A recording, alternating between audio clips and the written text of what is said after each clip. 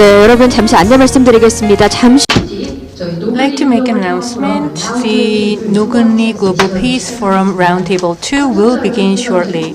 I'd like to ask the participants to enter the conference hall and be seated. we will begin the Roundtable 2 shortly, so please enter the hall and be seated. 네, 이번 세션은 한영 동시통 This session will be providing Korean and English simultaneous interpretation. Channel 1 is Korean, Channel 2 is English. During the session, we will provide this Korean English translation services. So if you need any translation service, please use the receiver, channel 1 for Korean and channel 2 for English. So please be seated. We will begin in a few minutes.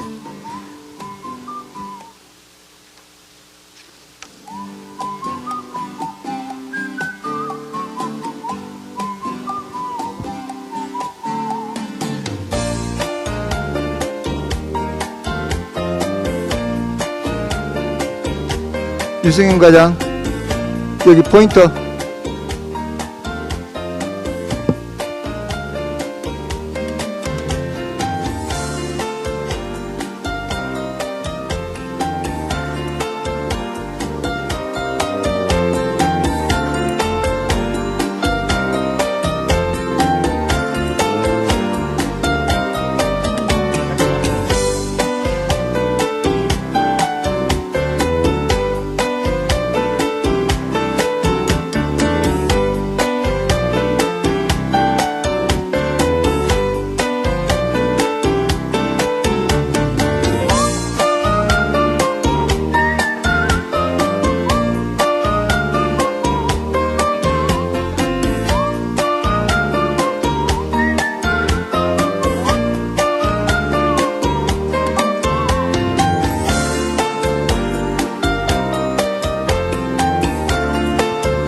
네, 여러분 다시 한번 안내 말씀드리겠습니다. 잠시 뒤 저희 라운드 테이블 두 번째 세션 진행할 텐데요. 함께 해주실 참석자분들께서는 행사장 안쪽으로 좀 들어와 주시고요. 자리에 앉아주시면 대단히 감사하겠습니다.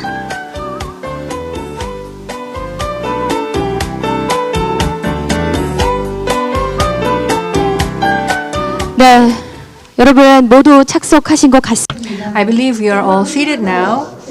We will now begin our roundtable session. Gentlemen, I'm Jessica Lee, your MC for this session. And let me begin the session of this forum. 네, 여러분 안녕하십니까? 먼저 인사드리겠습니다. 오늘 라운드 테이블 두 번째 세션 사회를 맡은 아나운서 이승입니다. 환영합니다. 네, 오늘 라운드 테이블 주제와 자장님을 여러분께 소개. I'd like to introduce the topic of the Roundtable 2 and the speakers. 세계 평화. The theme is Conversation with World Peace Journalists. The moderator, Kim Dong-hoon, is president of the Journalists Association of Korea. Once again, let me repeat the introduction. The theme of Roundtable 2 is Conversation with World Peace Journalists. This session will be moderated by Kim Dong-hoon, President of the Journalists Association of Korea. Please greet him with a warm round of applause. Thank you. And I'd also like to introduce the four speakers of the session. First, via online, we will have Mr. Charles Henry, former special correspondent of AP. And we also have three speakers who are here with us physically. First, Mr. Andrew Salmon, the correspondent of Northeast and the Northeast Asia editor of Asia Times. Please give a big hand. And editor-in-chief, Mr. Kim Jong-chol of Hangyeol의 newspaper. Please give another big round of applause. And we also have writer and educator Ned Forney. Welcome. So we have our moderator and four speakers during our session. After all the four presentations are over, we will have a Q&A session. We look forward to remarkable presentations, and as you listen to the presentations, you may log on to our app and then use your QR code to submit your questions. You will be able to identify the QR code in the leaflets that are circulated. So please, we ask for your active participation in the Q&A. And now we will begin the roundtable by handing over the microphone to Mr. Kim Dong-hoon, the moderator. I'm Kim Dong-hoon, the chairman of and the president of the Journalists Association of Korea. The Nogun-ri incident took place 70 years ago. I think it is thanks to the efforts of the journalists that much of the facts have been revealed. Nevertheless, a large part of that history is still left uncovered. We will have Mr. Charles Hanley's presentation, and as I looked through his writings, if journalism had revealed the facts just 50 years in advance, then the truth of Nogun-ri would not have been hidden under the carpet like today. And this came to my mind very deeply, and I'll keep that in mind as I proceed with today's roundtable. The theme of his presentation will be incomplete Nogun-ri. He covered the Nogun-ri. Mr. Kim Jong-chul, who is also a senior at Hangyeore newspaper, he will also be presenting under the topic of the incomplete history of Nogun-ri.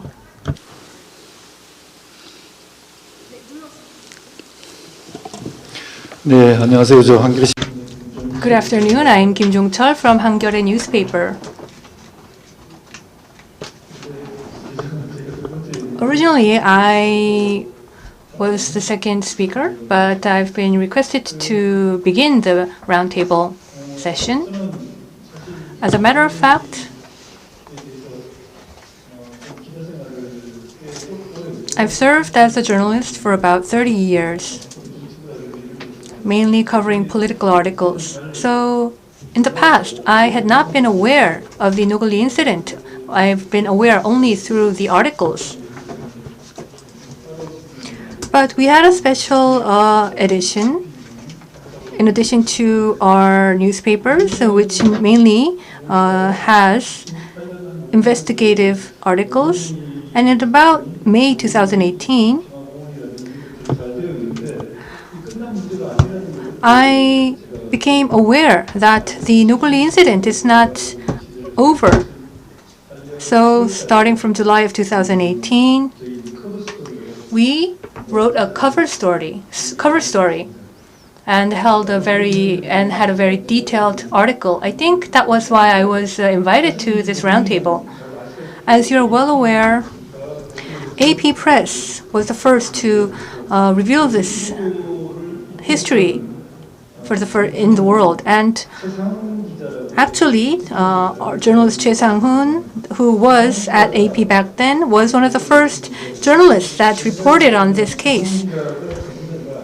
So I think Mr. Choi Sang-hoon would have been more appropriate to be here, but I think we have Mr. Charles Hanley from AP, so maybe that was why I was invited to this roundtable instead of Mr. Che. So let me begin my presentation. This year marks the 70th anniversary of the Nogun-ri incident. The commemorative ceremony took place last July. And also, just like today's forum, the COVID-19 had caused many delays and reductions of and downsizing of ceremonies.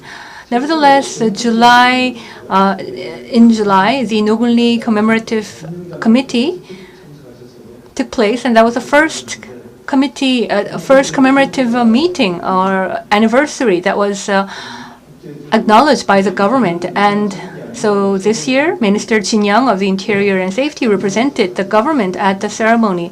So this means that this has up-leveled the status of Nogun-ri. The tragic sight of 70 years ago shall now go beyond a site of tragedy, and it seems that the venue has been promoted to upholding the value of human rights and peace. I think that this was possible because of a very long-standing pursuit and struggle toward truth. As you all know, the Nogun-ri incident took place from the 25th to the 29th of July in 1950. On July 23rd, the People's Army kept pushing down to the south, and so we received the help of the UN Army and the US troops, and it was during a retreat from the People's Army. On July 23rd, the US troops were deployed near Yeongdong-gun, and on July 23rd, Jugung-ri, the US soldiers and troops predicted that the Jugung-ri would be the site of another battle. So the citizens and residents of Jugung-ri were ordered to evacuate to Imgeri. And afterwards, right after that day, the US troops made another order to evacuate to another site. So on 25th, the Imgeri people and the Jugung-ri people, who were about 500 to 600 in total, were on their way to evacuate. And on July 25th, it was during daytime. There were roads and there was a railway. It still remains almost similar today.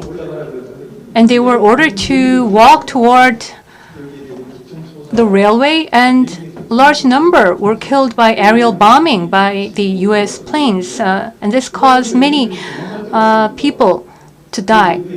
And so the remaining civilians then evacuated under the Twin Tunnel Bridge.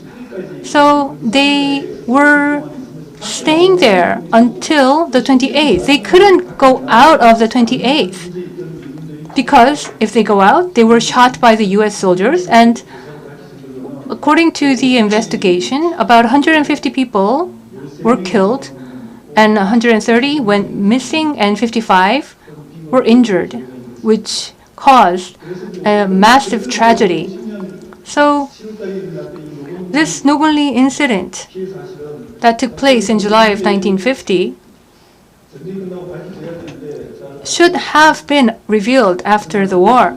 But as you all know, during the Korean modern history of the Seungman dictatorship and the Park Chung-hee administration, the term Nogun-ri itself was virtually a taboo. And with the new democratic administration of today, there were new opportunities to reveal the fact. And this was followed. This followed the previous democratic movements back in the 1960s, but this came to another halt. But without the support and contribution of Chung Eun-yong and Chung Gu-do, this would not have been possible. This is Chung Eun-yong, the head of the Nogun-ri Victims Council. He passed away recently. And on the right, we have Chairman Chung Gu-do, current chairman of the Nogun-ri International Peace Foundation. This father and brother made the current revelation possible. After Chung Eun-yong passed away, New York Times held a very long obituary, even when Korean media did not cover his article. When I did an interview with Chung Eun-yong, this picture was taken. Former Chairman Chung Eun-yong was studying law at Chungang University during the Korean War. And when the Korean War broke out, he went back to his hometown in Jugung-ri. And when he was ordered to evacuate, he and his family went to Imgeri.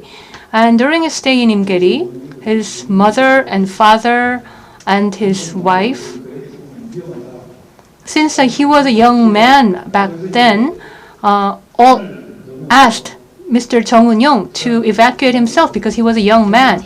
So he fled to Busan, but the remaining family were victimized by the tragedy.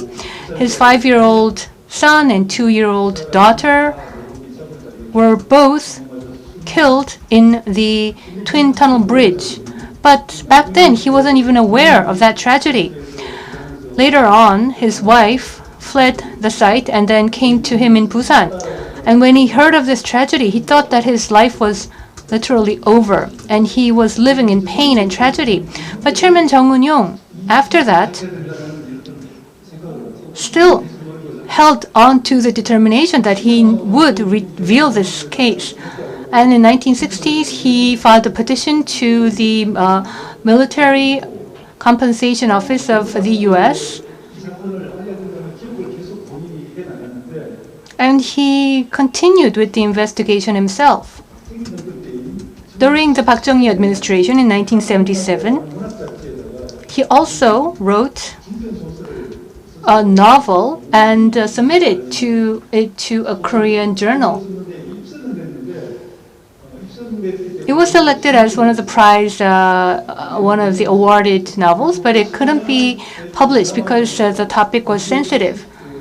And also MBC also had a competition on literary drama scripts, and he also was selected as one of the awardees, but it was not published as well. But in 1994, he published a novel. The title was Do Thou Know Our Suffering? It was the first type of literature that told of the truth of Nogun-ri. So it is not so much a novel as a history chronology, because it was a recording of what he actually witnessed and heard from his remaining families and neighbors. In 1994, the novel was published, and then there were media reports of such novel by Yonhap News, and then Hangyeole newspaper, Cheongju's journalist made a site visit for the first time and conducted interviews of the victims and held an article. And this is the actual article. So in the newspaper, so this was one of the first newspapers to cover the Nogun-ri case. It wasn't actually a big, major article, and it was only a local version, not a nationwide version of Hangyeole newspaper. So it is slightly embarrassing to say this. Nevertheless,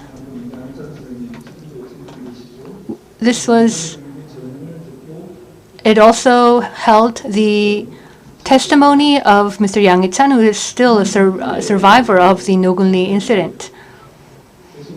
And then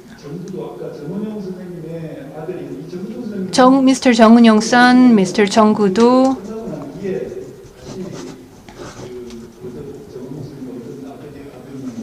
Mr. Chung Gu-do was born after the Korean War in 1955. Back then, he worked at the Korea Electric public company, and during the night, he was studying his doctoral degree.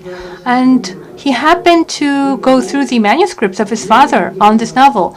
And even though he did hear of the Nogun-ri incident from his father orally, it was the first time Mr. Chung Gu-do actually read the writings, and this virtually changed his life. That is, he became determined to uncover the truth of the Nogun-ri incident. So after the book was published in 1994, he then formed a task force. This is a picture that was held in in the Hangyeole newspaper.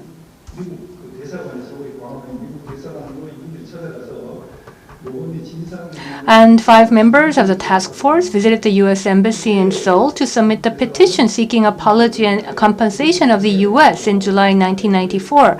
But the embassy did not even open the door. They were virtually kicked out. But as reporters were there to cover the case. The embassy had no choice but to accept the petition, but then almost kicked them out. This situation was the same both in Korea and in the US. As I said, the case was covered by Hangyeol newspaper, and as you see here on this slide, there's journalist Oh Yeon-ho. He's currently heading Oh My News. Back then he was at the Mile newspaper. And back in July 1994, he wrote a very in-depth article. It was a very detailed and specialized article, much more specialized than the Hangyeol newspaper. So even though there were such repeated efforts by the media, but the Korean government would ignore the fact, and the U.S. embassy as well as the U.S. government also ignored the fact.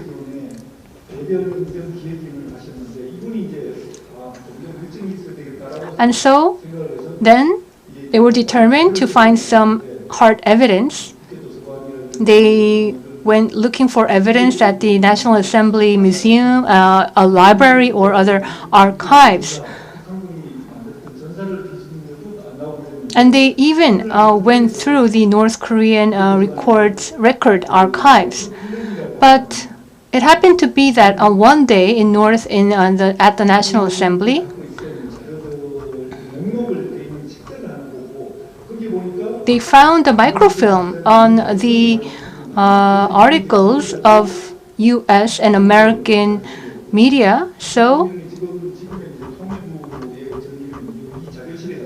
they went to the predecessor of the Ministry of Unification, and he went through each of the microfilms, and then he found this microfilm of the Joseon-Inminbo, which was a newspaper of North Korea. And on the August 19th of 1950s article, there was this article.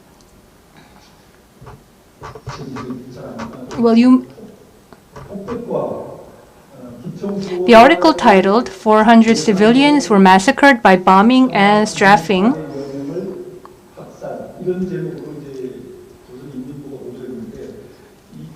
And this article was written by a reporter called Jung-gu. After U.S. troops were retreating after July 29th, the People's Army then conquered the Yeongdong-gun County, and then they discovered the shooting marks at the Twin Tunnel Bridge. And then this war reporter wrote an article about that. So I think it took about 20 days since the actual incident, because there weren't any sophisticated telecommunication methods in the past. So it was around August when this case was covered in Joseon-Inminbo. So back then, Mr. Jung Eun-yong decided that they now found a new physical evidence, and then he had hopes that this would change the course. So he and his task force sent petitions claiming apology and compensation to President Clinton and the chairman of the Senate and the Speaker of the House. But the chairmen of the Senate and the Speaker of the House and President Clinton all remained silent even after they received the petition. And even in Korea, there wasn't much media coverage of that case. But it was in autumn 1997, the CNN World Report, mostly covering foreign news, made a big report. And afterwards, in April 1998, reporter Choi Sang-un, stationed in Korea of the AP Press, then came to Mr. Jung Eun-yong and asked for an interview. Back then, reporter Choi Sang-un had originally been aware of the previous reportings, so he wanted to do a more in-depth cover. And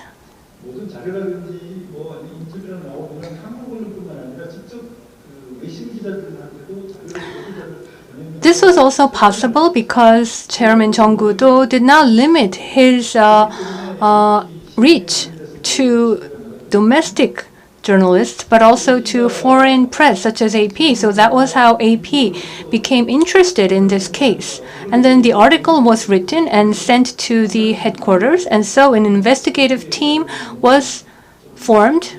Well, I understand that we have a presenter from AP who will cover, but at any rate, 4 reporters were sent for an in-depth investigative coverage, and it included various materials from the U.S., such as the military material and interviews of U.S. veterans.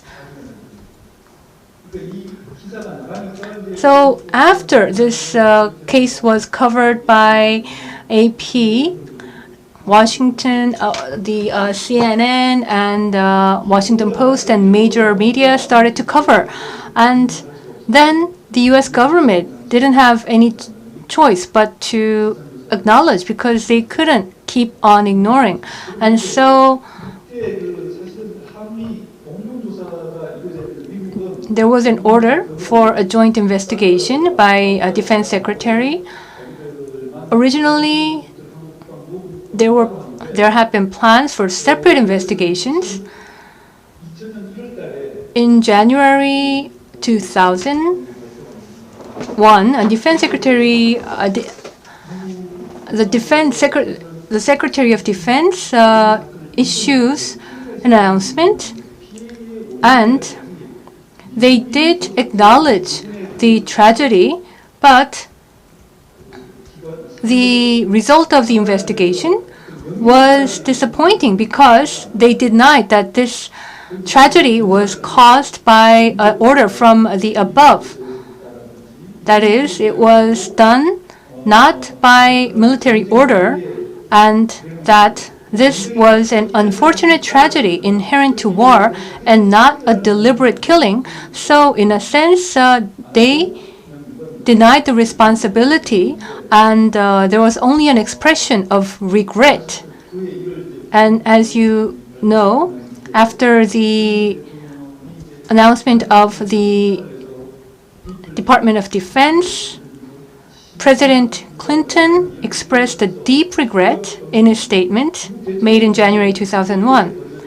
Actually, this was the first regret expressed by a U.S. president regarding a criminal action committed by U.S. soldiers in a foreign country. So this means that the Nogun-ri incident holds a great significance. But nevertheless, this still tells us that the U.S. president still denies the responsibility. And in the investigating process,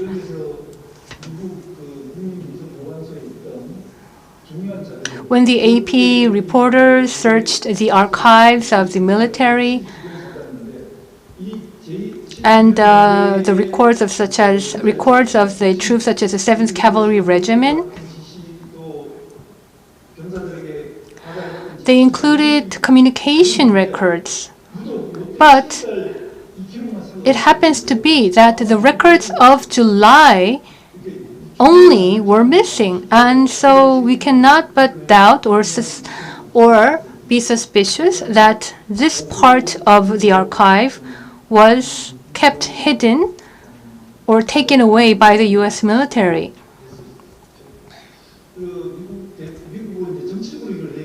And back then, the U.S. government attempted to resolve the issue on a political front.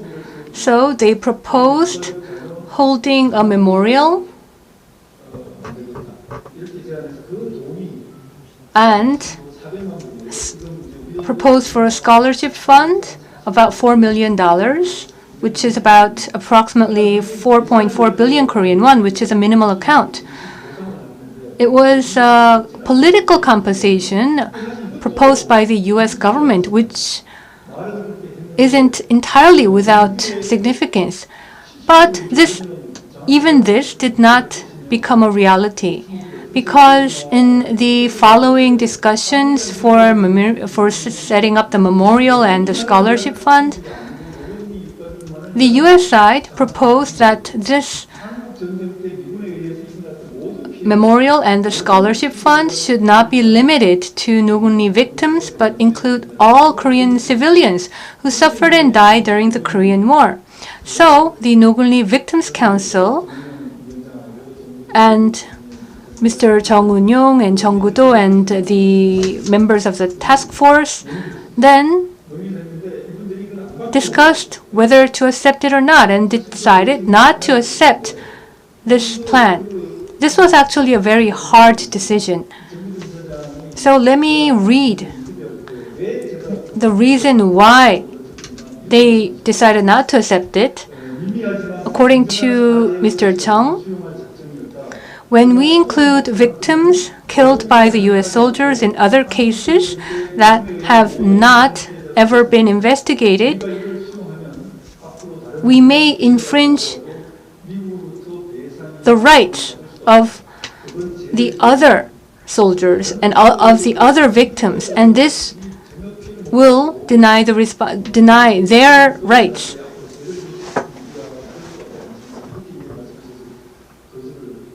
And that was a reason for refusing the proposal.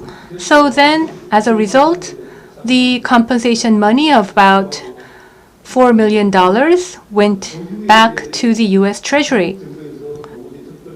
And then the Nogun-ri Special Act was enacted in Korea, and then this established the Nogun-ri Peace Memorial and Peace Park. But we must note that not a single dollar of the U.S. is reflected in these memorial activities. 2 years ago, to conduct an interview in Nogun-ri, I had the chance to meet Ms. Yang Hae-suk. She was a resident of Imgeri. Back then, during the Nogun-ri incident, she was 13 years old. She was shot on the railway by a machine gun, so she lost one of her eyes. And she spent about 70 years of her entire life with just one eye. And I had the chance to meet her. And there was a chance for her to meet with the U.S. veterans, which was held with the purpose of reconciliation. But even after the meeting, she did not receive any type of compensation. So what she told me was that when they visited the U.S., she actually had to oppress a lot of her hard feelings, because in the long run, they wanted this incident to end in a peaceful and reconciliatory mood. And they had expected a compensation, but without anything being done, she said that I should have held the shirts of the veterans and shake them to express my agony, and I regret not doing that. So I felt a deep regret on her behalf. So with that, I'd like to conclude my presentation. Thank you very much, Mr. Kim. The tragedy of Nogun-ri, as I also heard from Chairman Jung Gu-do, well, it was very lengthy. The struggle was very lengthy because the counterpart was the United States, and so we could once again understand that historical process. I think it was somewhat belated for the media to cover this story, and it happened to be that Jung Eun-yong's book was published by Yeonhap News in 1994, and then afterwards by 한겨레 newspaper, and then 조선인민일보 Inminbo's article was the missing piece that led to further investigation to reveal the truth of Nogun-ri. In the long run, U.S. government set up a budget of about 4.4 billion won, but this all went to zero. So the reality is that not a single dollar has been sent. And thank you, Mr. Kim, for the presentation. And I'd like to introduce the next presenter. And we must conclude today's session by 3:10, so we must manage the time well. And I'd like to apologize for the mixing up the order of the presentation. I'd like to now invite Mr. Andrew Salmon to begin the presentation. He has resided in Seoul since 1998, and he is the Korea specialist. He is now the Northeast Asian editor, the correspondent of the Asia Times to Seoul. Mr. Andrew Salmon is going to begin the presentation. Please give him a big round of applause. Thank you very much. Please stop me when you need to. Okay, it's January the 3rd, 1951, and in the landscape you can see behind me, which is northwest of Koyang, a soldier is sitting in his trench. His name is David Strachan. What does he know on that morning? All he can see is this dark snowscape. The light is coming to the landscape. He's in his trench with his rifle. He knows that on January the 1st, early in the morning, 268,000 Chinese bayonets had crossed the Imjin River. The UN forces to the north and west of this position had crumbled, and David was now the forwardmost soldier in the UN command. As he watched the dawn break over this snowscape, he's standing in his trench with his rifle. It's just getting light, and a man stood up right in front of him. He was so close, the man's chest was touching David's rifle. David pulled the trigger. The man fell on top of him. He was a Chinese reconnaissance soldier. David pushed him off, and then he said, basically, the entire hillside stood up. This was the Chinese mass attack. So for the rest of that day, for hour after hour, David and his friends were shooting, throwing hand grenades, communicating, and all that time, for these long hours of battle, this young Chinese soldier was lying in the bottom of his trench. He had been shot through the lungs, so blood was coming out of his mouth, bubbles of air were coming out of his tunic, and he was slowly dying. And David and the other British soldiers could do nothing to help him. They had no first aid kit. That night, they were told to leave their position. Seoul would be abandoned to the Chinese enemy.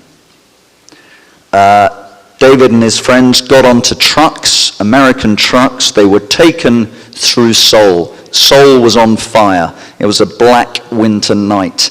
They rattled across the Han River bridges. The Han River was frozen. They could see thousands of South Korean refugees crossing the ice to escape Seoul. And David said that was the most traumatic day of my life. The battle, the young soldier, and the burning city. And of course, the next day, January the 4th, 1951, was the lowest point of the history of your country, the January the 4th retreat, when Seoul fell to the Chinese. David had no idea that 30 years later, he would meet that Chinese soldier again. But let me just talk briefly, what was war like in Korea for the men who fought in the United Nations command in defense of South Korea.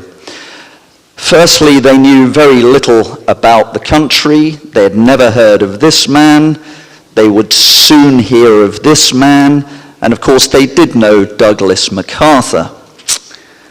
But they knew nothing about Korea. Korea had disappeared from the mind map of the world during the Japanese colonial period. It was an unknown and very poor alien Asian country for these soldiers. Arriving in Korea, they had very little idea what to expect. This is some British soldiers arriving 2 days after their arrival in Busan. They would be in combat on the Nakdong River front. And this is a lovely painting that gives you an idea of Korea in 1950. The bare brown hills, very few trees, the poor villages which were made of wood and thatch. So if a tracer bullet hit these villages, the whole village would burn down. And of course, there are very few roads in Korea, so it's a bad country for a rich Western army to fight in. You can't use your tanks and vehicles effectively. Some of the worst incidents of the war, of course, came from US air power, as people in Nogun-ri know very well. And of course, the terrible use of incendiary bombs, napalm, which caused the most hideous injuries and deaths. It's like lava. Massive destruction, again, as the armies fight across the peninsula. That is central Seoul in 1951. Terrible human losses. Many children orphaned, lost their parents, and of course many children were briefly adopted as orphans by the UN soldiers because there were no NGOs in those days to help these children. The North Korean People's Army, in the early days of the Korean War, very effective fighting force, well armed with Soviet equipment and very, very good combat leadership, who had fought with Mao Zedong in China. This is combat on the Nakdong River, British soldiers in the foreground, North Korean People's Army across the river, dug into tunnels in the hills. And again, fighting in Korea, it's a bad place to fight. You're fighting on mountains, which means you can't evacuate your wounded. And just take a look at this photograph, look at the expressions on the men's faces, look at the state of their uniform, and the soldier with the rifle on his back has the knife, the bayonet fixed, because the combat is very close range. So it's traumatic fighting conditions. And they're very, very, very close fighting conditions. In the history of global war photography, this is a top 10 photograph. This was taken during the fighting in Seoul. The US Marines have just shot a North Korean sniper. You can see in his gutter hole in the road. So the fighting distance is very close. This is really traumatic combat. And of course there's death everywhere. Death of North Korean soldiers, death of North Korean partisans. Again, this is a tragic photograph for Nogun-ri. This is a partisan who is wearing civilian uniform and was killed by his own hand grenade. And of course, civilians, of course, were being killed in collateral damage. This was a mother who was shot by accident by British soldiers advancing on Sariwon, just south of Pyongyang. This photograph is often mislabeled as the result of a North Korean massacre. In fact, as I said, this mother was shot by British soldiers accidentally.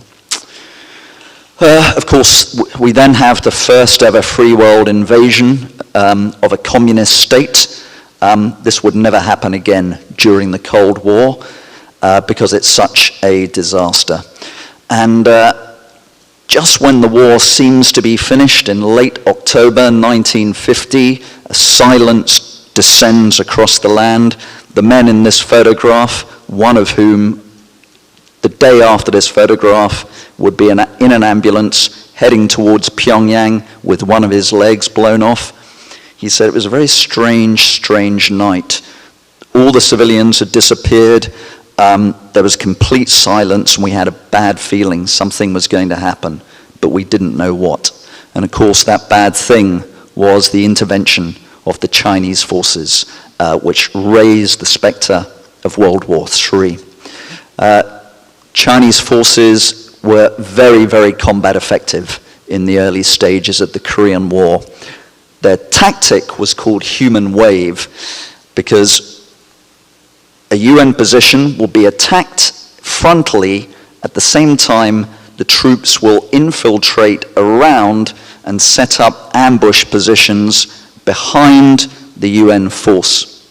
So it's called human wave. It'll flow over a position or around a position, like water. And this becomes a highly effective tactic and leads to the virtual destruction of the US 2nd Infantry Division in Nogun-ri. And this is the worst defeat suffered by the US Army anywhere in the world since 1945. Later in the war, in April 1951, the same tactics will be used on the Imjin River. And again, this is a painting of the worst British battlefield defeat since 1945 at the hands of the Chinese. So the desperate retreat from North Korea, everything behind the US troops will be burned or blown up. So North Korea is devastated as the UN forces withdraw.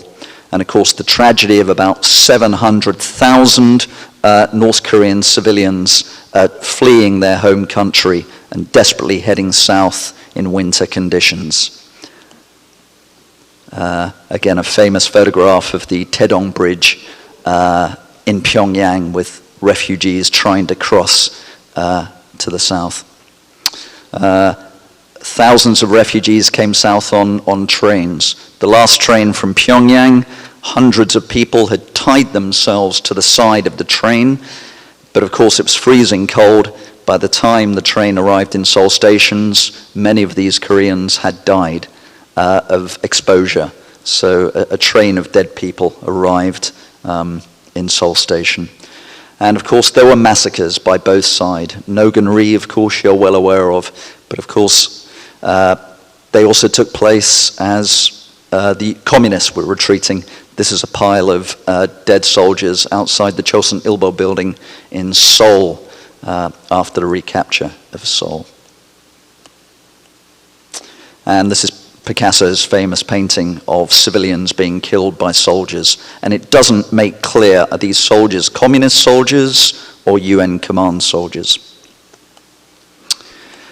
The war would later, of course, stop its mobile phase. We would see heavy fighting in the hills and the mountains, and what would later become the DMZ today after the war finished in July 1953. This photograph was taken on the last day of the war and shows you the kind of landscape that would become today's DMZ. So for the soldiers who fought, was this a just war? Was this horrific experience in their lives a moral or decent war? Well, the UN didn't win the war, but I would say South Korea won the peace. North Korea, of course, is now in its third generation of God Kings. It's famous for its military, it's famous for its strategic weapons, and it's famous for its human rights abuses. It doesn't offer much to the world. South Korea is a different success story. South Korea would become economically very prosperous. Prosperity built a middle class. The middle class demanded political change, and after years of student protests, eventually the middle class would rise in Seoul and the military government would step down in summer of 1987. And today, South Korea, as a prosperous, high-tech country, the world's 12th richest country, home to famous stars whose faces are known all over the world. South Korea is a net contributor to the world. This is the most famous Korean in my country, Son Heung-min of Tottenham Hotspur.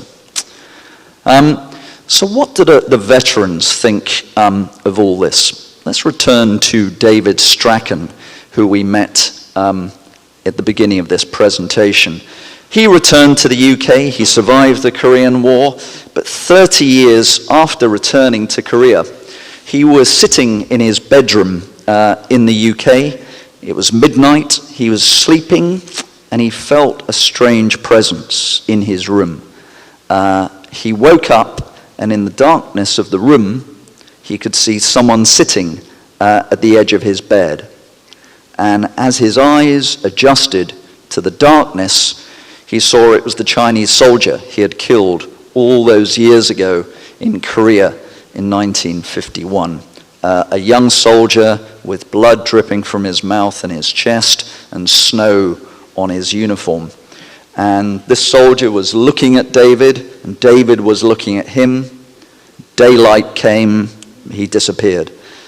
And he said, I thought I was going crazy. I saw psychiatrists, psychologists, doctors, priests. I was told I had the worst case of post-traumatic stress disorder they'd ever seen. And every night I would be visited by this Chinese soldier's ghost. So he didn't know what to do, and he was considering suicide.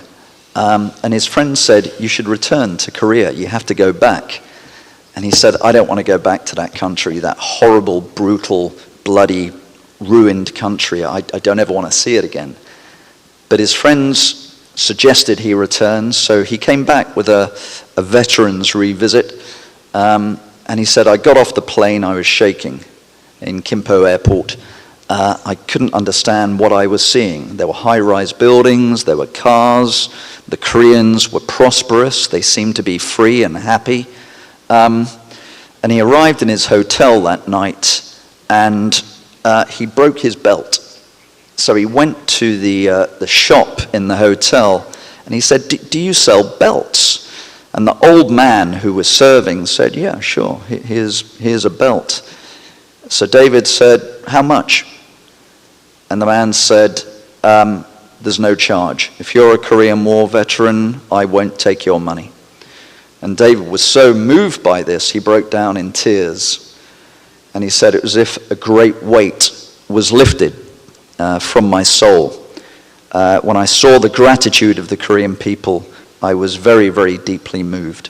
And after that visit to South Korea, he said, I was never visited by the ghost of that Chinese soldier again. So let me leave you with a final memorial. This is what a Korean War veteran said to me. He said, what do giving and loving have in common? They're the same. 50 years ago, I gave 1 year of my life to Korea, and I nearly lost my life. I hadn't realized what the Koreans had done. When I felt their gratitude and what they had done with this wonderful new nation, I wanted to say, don't thank me. It is you who have made my life worthwhile. It is you who have magnified me. I'll finish with that thought. Despite the horrors and the disasters of that bloody, brutal war, I think the peace has been good to South Korea. South Korea is one of the great success stories of the modern world, and for many UN veterans, that justifies what they did in Korea 70 years ago. Thank you. 예, 앤드류 쌤은 말씀. Mr. Andrew Salmon, thank you very much for your very kind remarks. This is the Korean War from an English perspective, and it was very vivid with those visual images. And what struck me most is that we are the kind of people that the British are not used to, acquainted with, and they know very little about this country, yet they came here to sacrifice, and we very much appreciate all the sacrifice that they made in the Korea. I'd like to now introduce the next speaker, and the next speaker is going to give us a video presentation, and he is the journalist that delivered the news about Nogun-ri to the world, Mr. Charles Henry. He served at AP as a journalist for 40 years, and he's covered 6 wars during the 40 years. And he covered the Nogun-ri news, and he received the Pulitzer Award as well as many other different awards. In 2001, he published a book called The Bridge of the Nogun-ri, and he also published a new book about the flames of the spirits. And I'd like to invite Mr. Cha-Chun-ri to give a presentation.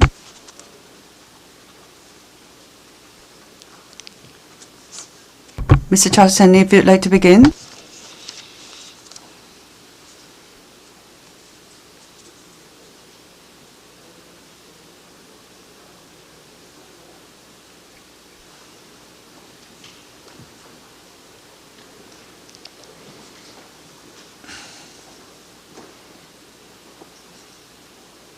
Thank you.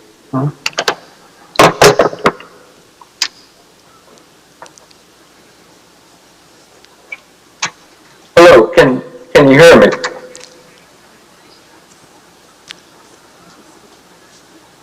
Yes. Very good. I'm very happy to be with you tonight here in New York. And I'm here to talk to you about peace journalism. I hope the connection is good. Everything is working fine.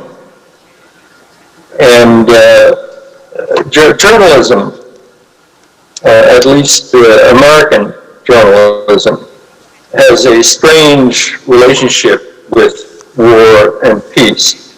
Peace, of course, is a good story in the dictionary sense of the word, something virtuous, worthwhile, admirable.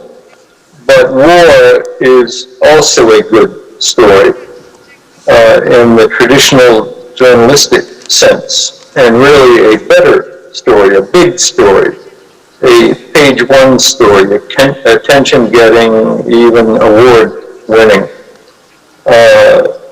There's a small movement among mass communications academics, that is teachers of journalism, that wants to make peace the better story, that criticizes the way we cover wars, that urges journalists to put the first, sharpest focus on root causes of conflict on all sides, and on nonviolent responses at times of tension and potential conflict, on peace initiatives, on solutions. These peace journalism academics criticize journalists for too often framing the debate over possible conflict with a bias toward a violent response. A very clear example: in the months leading up to the U.S. invasion of Iraq in 2003, the U.S. cable news network CNN routinely reported the U.S.-Iraq dispute over weapons of mass destruction under the headline, Iraq Countdown, in effect saying there was a countdown toward war, that it naturally would reach zero, and that war was inevitable. In my own news organization, the Associated Press, I heard a top editor declare, "Who cares about WMD? War is coming no matter what." And in the end, when the United States did invade Iraq, the large package of prepared AP stories rolled out for the event, a package that included such trivial stories, for example, as a report on a U.S. ammunition factory, did not even include a story on WMD, the reason for war. It couldn't have been farther from the ideal of peace journalism. A more subtle current case relates to the North Korea story and the American media's overwhelming preponderance of reporting on North Korea as a threat on its missiles, its nuclear program, its military preparedness, as opposed to reporting on approaches and efforts toward reconciliation and a final peace on the Korean Peninsula. These peace journalism advocates then point out that once war begins, journalists broadly succumb to the great pressure felt to take sides, to go nationalist, to set things in an us versus them framework, demonizing or at least dehumanizing the other side. A stark example came early in the Korean War in 1950 when Drew Middleton, the military editor of the New York Times, America's most prestigious newspaper, wrote that the North Korean enemy was, quote, an army of barbarians, the most primitive of peoples. Peace journalism is, of course, a very worthy idea, choosing to write about grievances and ways to resolve those grievances short of war, rather than about military buildups, balances of forces, likely outcomes, and the inevitability of war. But I do think these advocates neglect the opportunities that war reporting itself offers for striking a blow for peace, namely the opportunity and choice to focus on the atrociousness of war and less on strategy, tactics, and weaponry, more on the human impact, the deaths, maiming, and displacement of huge numbers of innocent people, and less on soldiers and heroics, generals and victories.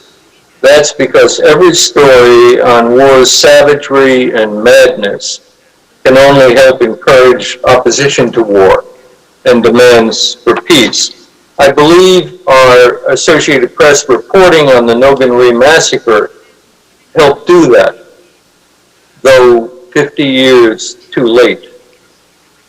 Let me first demonstrate what I mean via negative examples, that is, failures to report on war's atrociousness, beginning with the war I am most familiar with, as detailed in my recently published book, Ghost Flames, Life and Death in a Hidden War, Korea, 1950-1953. For example, in August 1950, news stories on the AP Wire and in the New York Times reported that U.S. Army engineers had successfully blown up a bridge over South Korea's Nakton River, denying it to the advancing North Korean troops, who wouldn't actually appear in the area for another 5 days. What wasn't reported, but was known to the journalists, was that hundreds of South Korean refugees, terrified families fleeing for safety across the river, were blown up with that bridge at Tuksangdong. The reporters censored themselves on that fact, writing off a chance to tell American readers their army was doing such terrible things in Korea. Journalism that would have raised questions at home about the U.S. intervention in a civil war. In another example from my own news organization and the Korean War, an AP photo showing the bodies of some 200 civilians, mostly women and children, strung out along a winter road south of Seoul. Boy, captioned saying they had frozen to death. But journalists knew that in truth they had been killed by strafing by U.S. warplanes attacking their refugee column. Some censorious hand had prevented that from being reported, whether a U.S. military censor or an AP editor practicing self-censorship. Journalists in the summer of 1950 and again in the winter of 1951 knew that refugee columns were being attacked in this way And yet Life magazine entertained Americans with a cover story about the heroics of U.S. Air Force jet pilots over South Korea defending American troops on the ground, with no hint of that deadly reality for Korean civilians. These same fighter bomber squadrons were being ordered to attack refugee columns on the roads, or in one case to attack any group of 8 or more Koreans. And this was in South Korea, all because of the fear that North Korean infiltrators might lurk among them. One of the most striking journalistic failures of that war occurred in Daejeon in the fall of 1950. That August, a lone journalist, the Englishman Alan Winnington, reported that South Korean military and national police, with U.S. Army officers standing by, had summarily executed thousands of political prisoners, supposed leftists, outside Daejeon in the early days of the war. Winnington was reporting for the British Communist Party's newspaper, the Daily Worker, and had accompanied the North Korean invasion army into Daejeon, where he was led to the mass graves and to people who had witnessed the shootings. The number of prisoners slaughtered across South Korea during that period was at least 100,000, as Winnington indicated in his reporting. His journalism was denounced by the U.S. Embassy in London as an atrocity fabrication. Then, 2 months later, American journalists returned to Daejeon in the counteroffensive that followed the U.S. amphibious landing at Incheon. But not a single reporter sought to disprove or to confirm what Winnington had reported. Instead, they accepted without question the U.S. military's false contention that the mass graves at Daejeon were all filled with people executed by the North Koreans. Truthful reporting by the U.S. news media, telling Americans their army was siding with a murderous South Korean regime, might again have spurred demands for peace, or at least for an end to these atrocious massacres. Another failure in those days relates to the Nogun-ri massacre itself.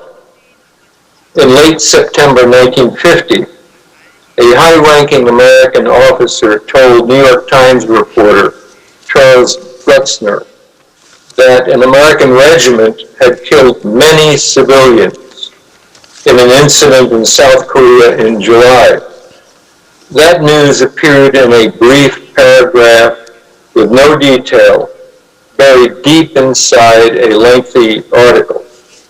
Whether the fault lay with Grutzner or his editors, it seems there was no effort to follow up and to pin down just what happened in this reported mass killing, almost certainly a reference to Nogun-ri. A half-century later, after the AP finally reported the facts of Nogun-ri, Hugh Thompson, the man known as the hero of My Lai, wondered aloud whether that 1968 U.S. massacre of Vietnamese civilians would have happened if the Nogun-ri massacre had been reported in 1950 and drawn demands for better training and discipline in the U.S. military's dealings with civilians.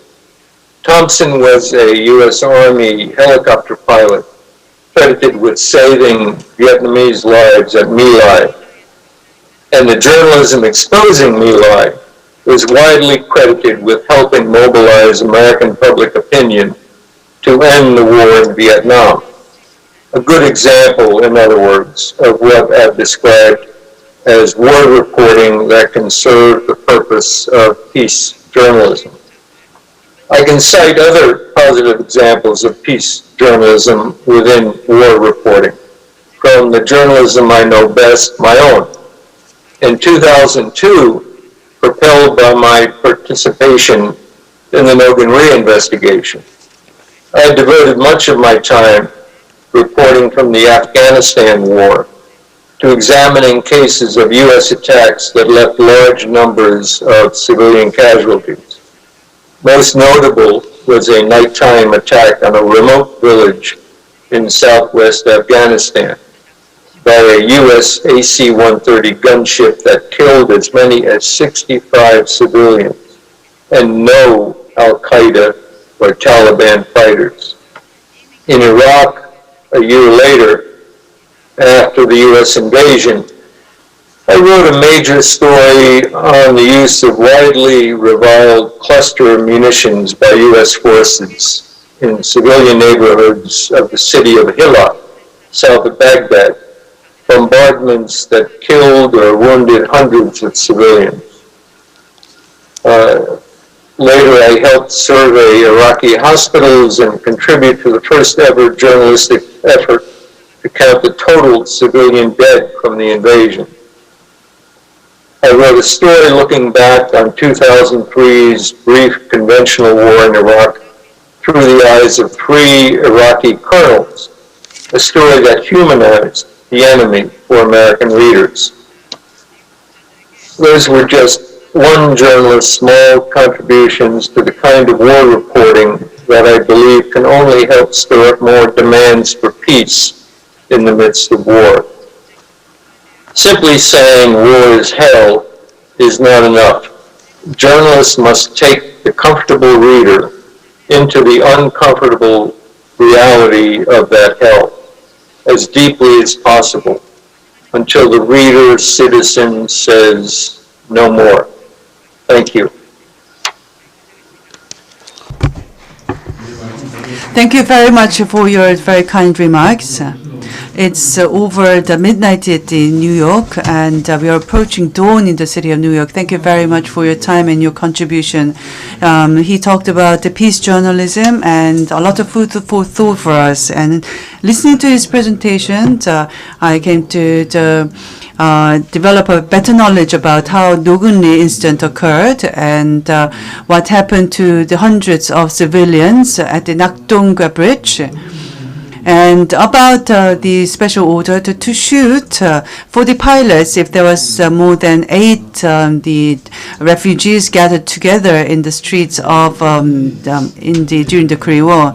And AP delivered this news, and Hugh Thompson, as has also commented, if the Nogun-ri incident was put into a news story in 1950, and then My Lai incident may not have occurred, and that is what the Thompson said. The last presenter to be introduced 계시는 is Mr. Ned Forney. During the 1950 Korean War, the Hungnam retreat was led by the former war hero Edward Forney, and Mr. Ned Forney is his grandson. For 25 years and over, he has been a writer and educator in the U.S., and currently he lives in Seoul. Please greet Mr. Ned Forney with a big round of applause.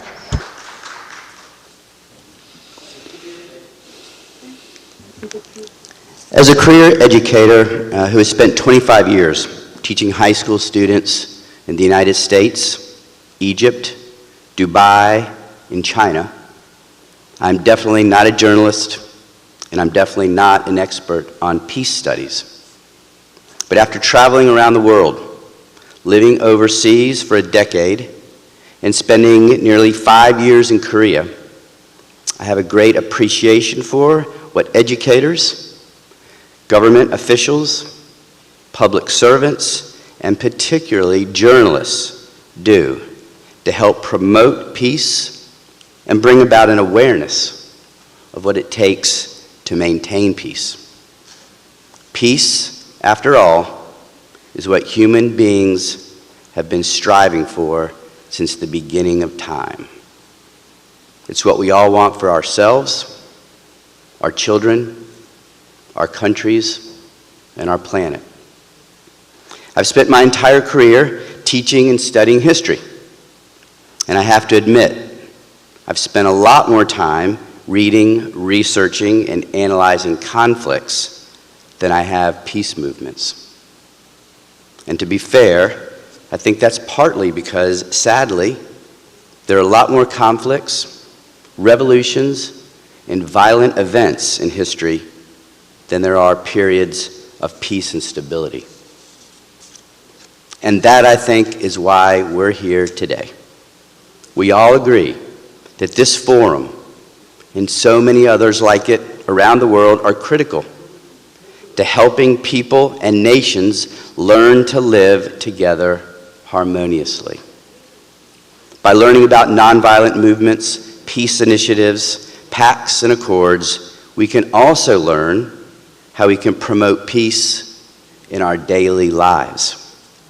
As parents, sons and daughters, siblings, and citizens of a constantly changing, interconnected global community, it's easy to see that the more peaceful our societies become, the more productive, meaningful, and happy we become. But we know from our history books, newspapers, and never-ending social media tweets and posts that peace is hard to come by. If it wasn't, we probably wouldn't be here commemorating a horrific civilian massacre that took place in a devastating war that claimed the lives of millions of innocent men, women, and children. We obviously have a lot of work to do to achieve peace in our time. And if history is any indication, it probably won't happen anytime soon. But that doesn't mean we shouldn't stop trying. Every peace initiative, every goodwill gesture, and every step in the reconciliatory process is a step in the right direction. For to live in a free world, free from atrocities and oppression, and free from hostilities between communities and nations is the goal of all peace-loving peoples. As Nobel Prize recipient Lester B. Pearson said over half a century ago, of all our dreams today, there is none more important or so hard to realize than that of peace in the world. So with all that said, I believe that one of the best ways to bring about peace is to ensure that when armed conflicts, violent revolutions, and atrocities like the Nogun-ri massacre occur, we have hard-hitting, dedicated, and professional journalists, war correspondents, and combat photographers there to record the graphic stories and images. I believe that the more people know about the realities of war, the less likely they'll be to wage it. I also believe that journalists play a significant and many times overlooked role in inspiring the public. As I like to say, they help us listen to our better angels.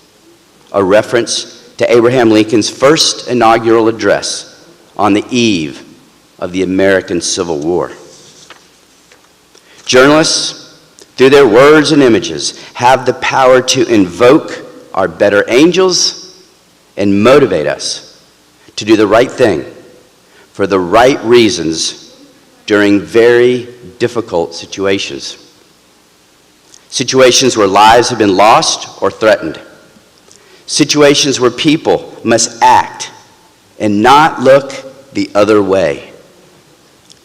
As Irish statesman and philosopher Edmund Burke so succinctly stated, the only thing necessary for the triumph of evil is for good men to do nothing. Looking back through history, we can see award-winning journalists who brought us war in all its horror, brutality, and destruction. Through their terrifying stories, disturbing first-hand accounts, and graphic photographs, reporters most certainly do not glorify war. Ironically, by reporting what happens during a brutal battle, a senseless civilian massacre, or a deadly terrorist attack, these men and women, with their cameras and their laptops, show us, ultimately, how important peace and reconciliation are in our communities and the world.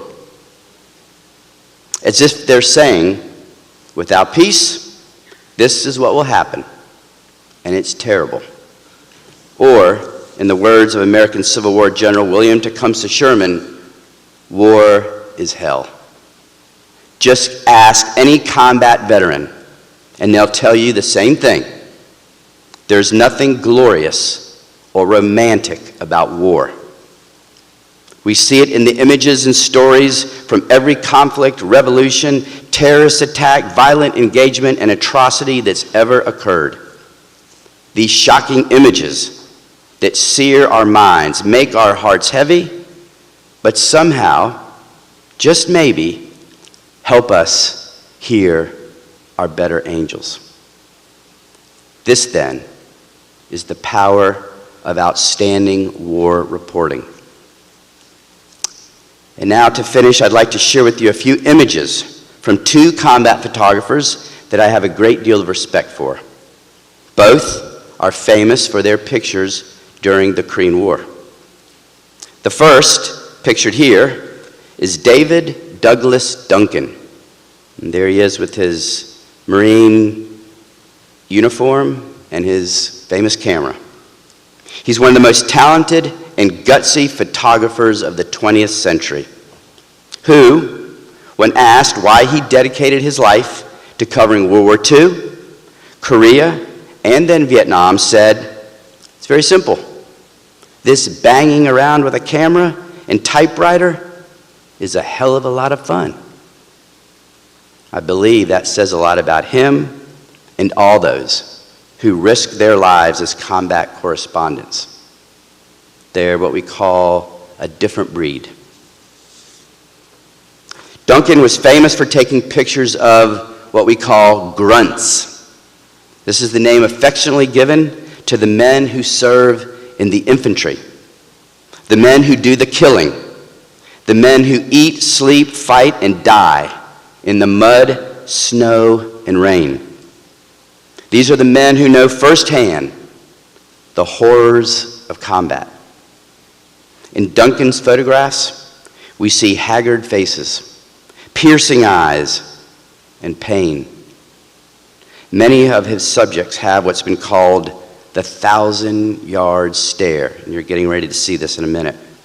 A look that comes when men have reached the limits of mental and physical exhaustion and have been exposed to constant suffering and death.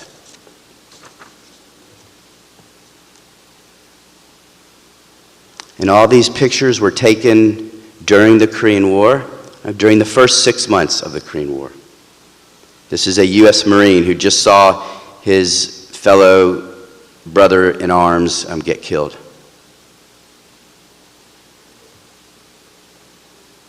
This is a Marine at the Cheongjin Reservoir. Take a moment, just look in his eyes. Duncan, after this picture was taken, asked this Marine, if you had one wish, what would it be? And he looked into the camera and he said, give me tomorrow. That was his dream. One more day. This is a Marine who just saw his buddy get killed and he has a tear going down his eye. 2 weeks after this picture was taken, he was killed in the streets of Seoul.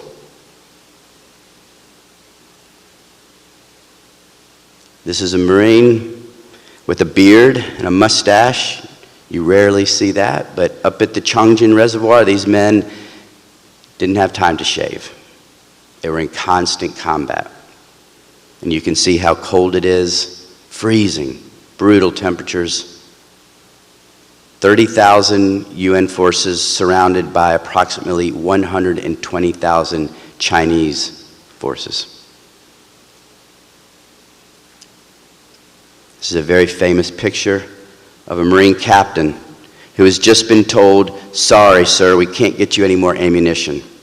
And after this picture was taken, many of his men were killed.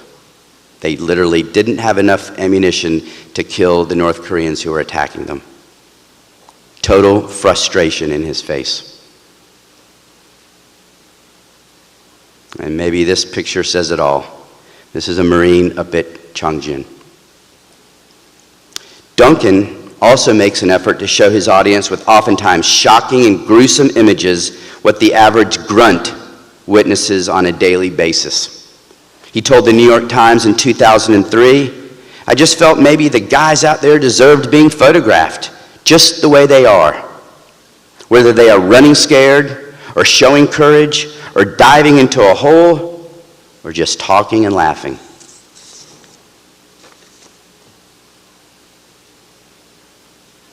Here's a Marine helping a young Korean in the streets of Seoul. House to house fighting, lots of casualties, many civilians died, many Marines died. These are Marines in a rice paddy storming towards a hilltop, and at the bottom there is a North Korean soldier. His body is decomposing in the mud. And this is another award-winning photograph, similar to what Andy Salmon showed. This is downtown Seoul. And of course, when I show this picture to people, I also contrast it with pictures of Seoul today. And people can't believe, wow, what has happened in the past 70 years? 13th largest economy in the world, this beautiful city from the ashes of war in 1950 through 1953.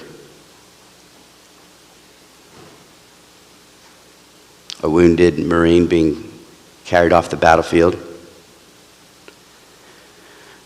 And this is the last picture I'll show you from David Douglas Duncan. These are Marines making their way down to Hungnam, where my grandfather was. And those Marines in the truck with their feet dangling out the side, they're dead. Their bodies have been frozen. If you were shot at the Chongjin Reservoir, you died. If you stopped moving, you froze to death. And David Douglas Duncan was there, and he captured the horror of combat at Chongjin. Lastly, the second photographer I'll talk about is Max Desfour, who was awarded the Pulitzer Prize in 1951 for his collection of Korean War pictures. He also took photos depicting the misery and suffering of frontline troops. In a 2010 BBC interview, when asked how he captured so many powerful and memorable images of the Korean War, he commented, "Embedding was not a term we used in Korea. We were not directed who to go with. We were completely on our own as journalists. I chose to stay with the troops on the front line." Like Duncan, Desfour brought the Korean War home to millions of people in the United States and around the world. His powerful and disturbing images appeared on the front pages of newspapers in New York, London, Paris, Tokyo, and Seoul. And this actually was the last picture I was going to show you from Duncan, the bodies on their way out of Chongjin, American bodies. This is Max Desfour in Korea. Max Desfour focused on the civilians and their pain and suffering, along with the troops. This is probably his most famous photograph. This was a soldier whose hands had been tied. He'd been shot in the head and thrown onto the ground, and obviously the snow covered him up. Only his hands protruding from the cold. And we've seen this picture also, famous picture. It was in all the newspapers in the United States, all over the world.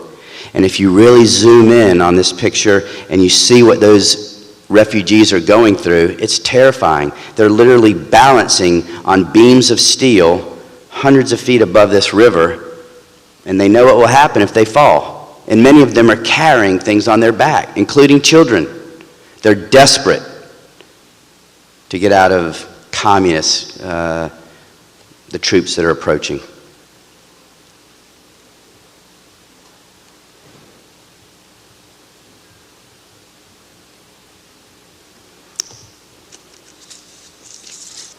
Remarkably, both Desfour and Duncan lived to be over 100 years old and died within 4 months of each other. Desfour passed away on February 19th, 2018 at the age of 104, and Duncan died on June 17th, 2018 at the age of 102. I'd like to leave you with this haunting image of the Korean War, a powerful reminder of why we must strive to listen to our better angels and seek peace and reconciliation in the world. Thanks for inviting me today. It was an honor to be here. 감사합니다.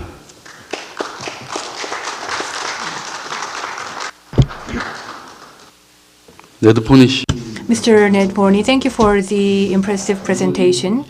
Journalists and the reporters, correspondents, when they cover the war, they have many photographs, but ironically, through these devastating photos, they show the importance of peace and reconciliation. Thank you for the 4 presentations, and since we also have online speakers, we will have a hybrid method of Q&A. We have a couple of questions from the floor, and then proceed with the Q&A. 우리 한겨레 신문 김종철. And to Mr. Kim Jong-chol of Hangyeore newspaper. I agree that the media and the journalism contributed to telling the Nogun-ri incident to the world. So what kind of other efforts do you think is needed from other parts of the society or other players of the society? And in order to prevent future conflict, what type of impact do you think the journalism has over preventing conflict in the future? 질문 내용이 포괄적이고 중요한 문제라서 That was a very grave topic and a very comprehensive question, just has been noted by many speakers. And as we listen to Mr. Charles Hanley, when we talk about war and journalism and how it is covered, that is a very crucial domain of our thought. It shouldn't be focused on interest or creating attention. And during the Iraq and before the Iraq War, the U.S. journalism somewhat let out articles as if they are triggering war by issuing out a countdown, and it had the effect of somewhat creating a kind of a congratulatory atmosphere in the society, and I don't think that would be the way for us to go, because in the long run, in many cases, a nation-to-nation pride could lead to a nation-to-nation war. But for journalisms, it would be more important to focus on the daily aspects of any incident instead of the political aspect. As I said in my presentation, even though a large part of the truth of Nogun-ri was revealed, but still many parts remain undiscovered, such as how the shotting was caused. Even though there was an investigative committee by both Korea and the US, we still have certain facts hidden. So I think this is a task for us to pursue in order to prevent future conflicts. And for myself as well, I will once again express my commitment to be more faithful to such a watching role? 많이 왔는데요. We have a lot of questions from Ms. Chang-sen-ri. When it comes to Nogun-ri, the journalists have failed in some areas and succeeded in some areas. What would they be? And furthermore, is fact the most important thing at all the time? Sometimes the truth can be too destructive. Wouldn't it be better if we don't cover the story at all, or if we delay the news for a few days? What would be your view?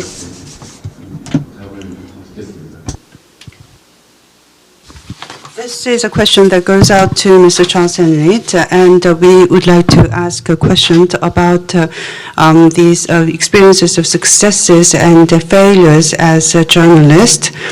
Our specific question would be, let's assume that there is a story, there is a very destructive story, even if it turns out to be the fact. Wouldn't it be better if the journalist chose not to cover the story at all, or at least delay for a few days? What would be your view on that, please?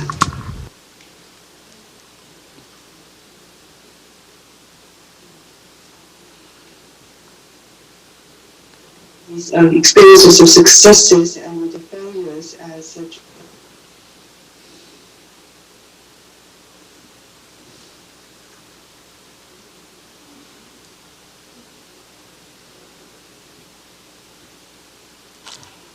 지금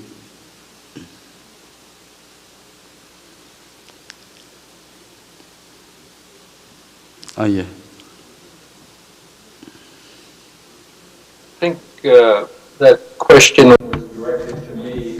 Sorry, I'm sitting here in New York, and I'm not necessarily following everything very closely with the translations. But the simple answer to that very good basic question is that no, the journalist's job is not to cover things up, but to tell the truth.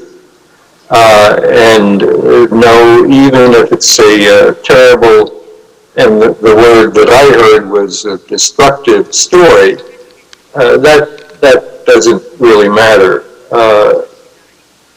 There are problems in the midst of war when you're a journalist covering the war.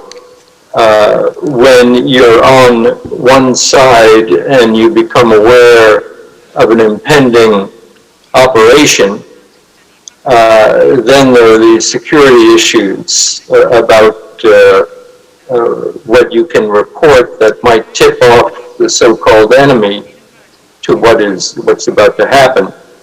But this often, at least in the American context, the U.S. military will take this to an extreme and prevent journalists from reporting some very simple things. For example, I can remember in Iraq, in the Iraq War early on, or right after the conquest of Baghdad, that the U.S. military deployed AC-130 gunships in Iraq, and this had not been reported. It had not been announced by the U.S. Air Force, but I saw them there, and I was going to report them, and the U.S. military asked me not to report this. And of course that was absurd, because the people in Iraq were not in the dark about the appearance of these very deadly weapons in their skies overhead. But the American people were certainly in the dark about the deployment of these very, very bad weapons. No, the journalist, his job is not to cover things up, but always to report in a responsible way. Because, as I say, there are times when what they call in the U.S. military operational security demands that certain things not be reported. as ever, the U.S. military will take things to an extreme and try not to have anything reported about what they're up to. And more broadly, what I have seen in recent wars, recent American wars, is too much of a tendency to avoid the nasty news about what's happening. In Iraq, I'm aware of American journalists that are not reporting rather large civilian casualties in that invasion in 2003 in certain instances, and so forth. And I hope that responds to the question, but I wasn't necessarily very well plugged into what was being asked. Thank you.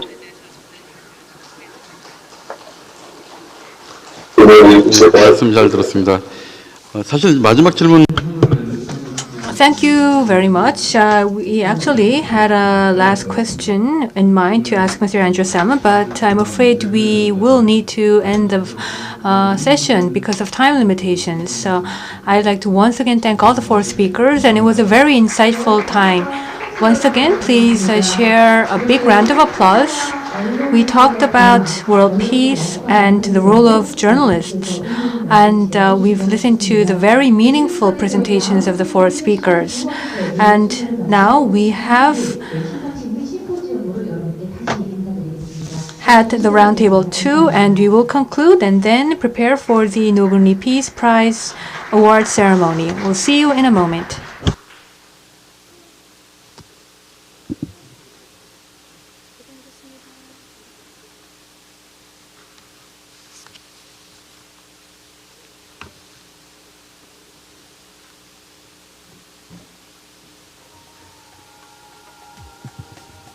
단상에 조명 잠깐만 꺼주세요. 현수막 체인지할 겁니다.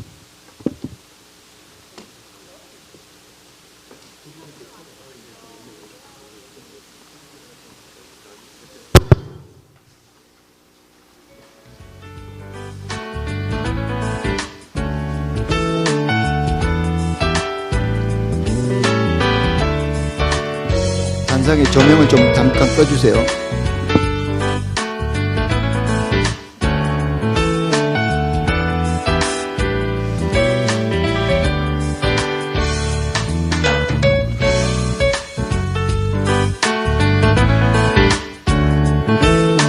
포커스. 델리게이션 마이크 좀 치우고 포커스.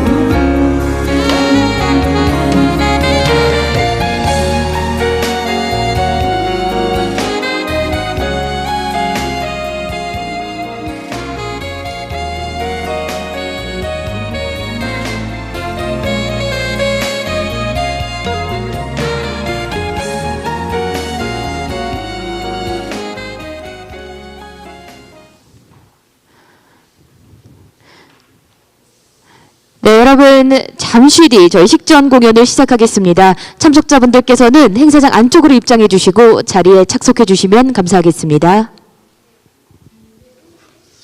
Ladies and gentlemen, we're going to begin very soon. Please be seated so that we can begin right away.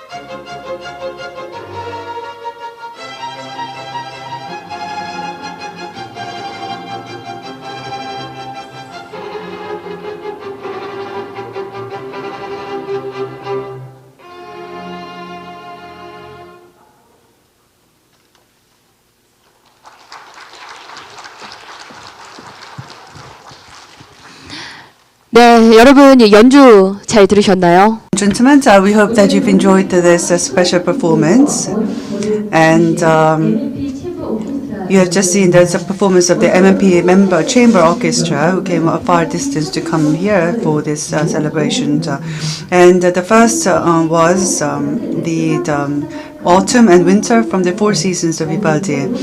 MMP Chamber Orchestra was first established in 2005. They want to use music to make the world beautiful and more happy. And they have contributed many times as volunteers at the Nogun-ri events. And they came for this performance coming far from the Seoul. And the next tunes to be played would be Benjamin Britten Simple Symphony, the Nogun-ri Symphony Cantata, and Nogun-ri Forever. So please give a big round of applause to this very special performance.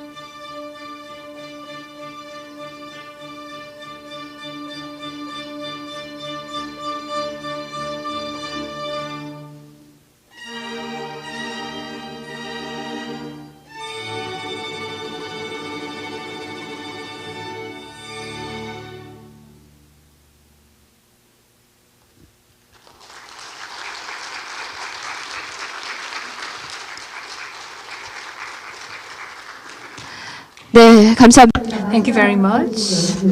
The last performance was Nogun-ri Forever. It held a message of hope in its beautiful melodies. Once again, please give a big hand to MNP Chamber Orchestra. And now we will begin the 13th Nogun-ri Peace Prize Award ceremony.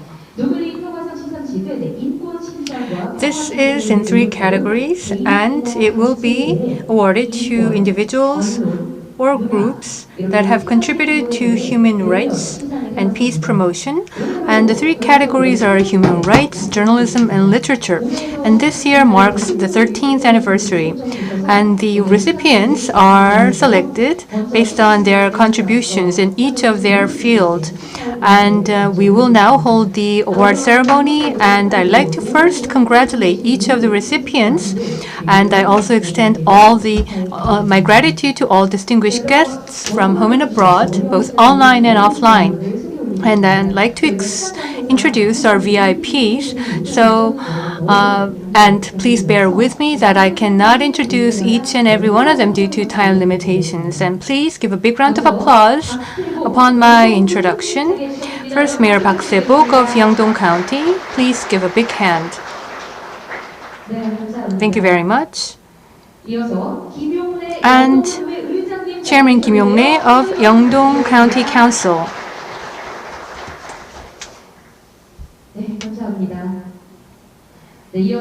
And Chairman Lee In-bok of the Nogun-ri Peace Prize Review Committee, who is also a former justice. Thank you for being here with us. And for this award ceremony, we have the members of the Judge Committee, the Review Committee, Professor Lee Deok-hwa, writer Koo Hyo-seo, and President Kim Dong-hoon of the Journalists Association of Korea. Thank you very much for your presence. And we have President Yang Hae-chan of the Nogun-ri Incident Bereaved Family Association. Thank you very much. Thank you. And Director Song Kyung-jae of the Yeongdong Educational Support Center.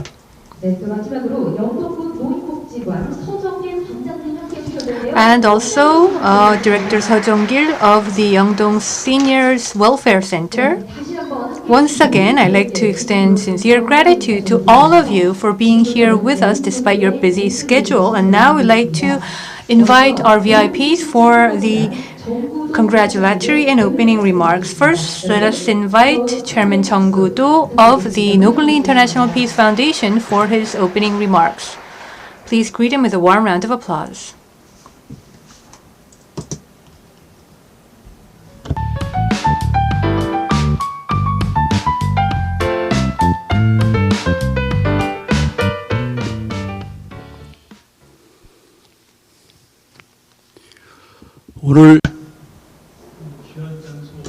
We are here at a very important setting, and Mayor Park Se-bok has made all this possible. So I'd like to take this opportunity to thank Mayor Park Se-bok for letting us use this wonderful venue. I'd like to thank you as a person, as a citizen of the Republic of Korea, and also as the chairman of the foundation. And also to the leader of the MNP Orchestra, I also thank you. Thank you for your donation of your talent. Once again, please join me in a big round of applause for their wonderful performance.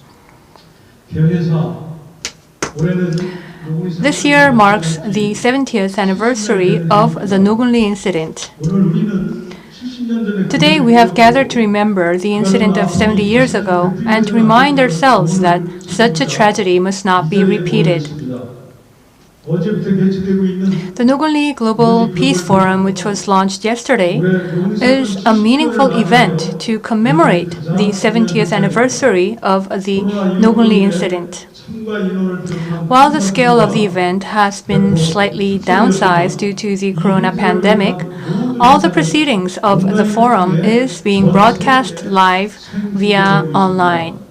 I truly hope that the former contribution to discovering future hope through healing and reconciliation of past pain, together with all global citizens that cherish the values of human rights and peace,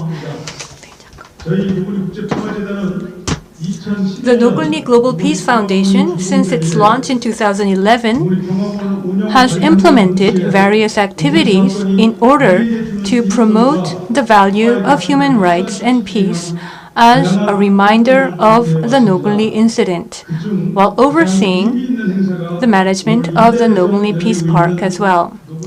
I believe that this Nogun-ri Peace Prize Award is the most meaningful event of this forum.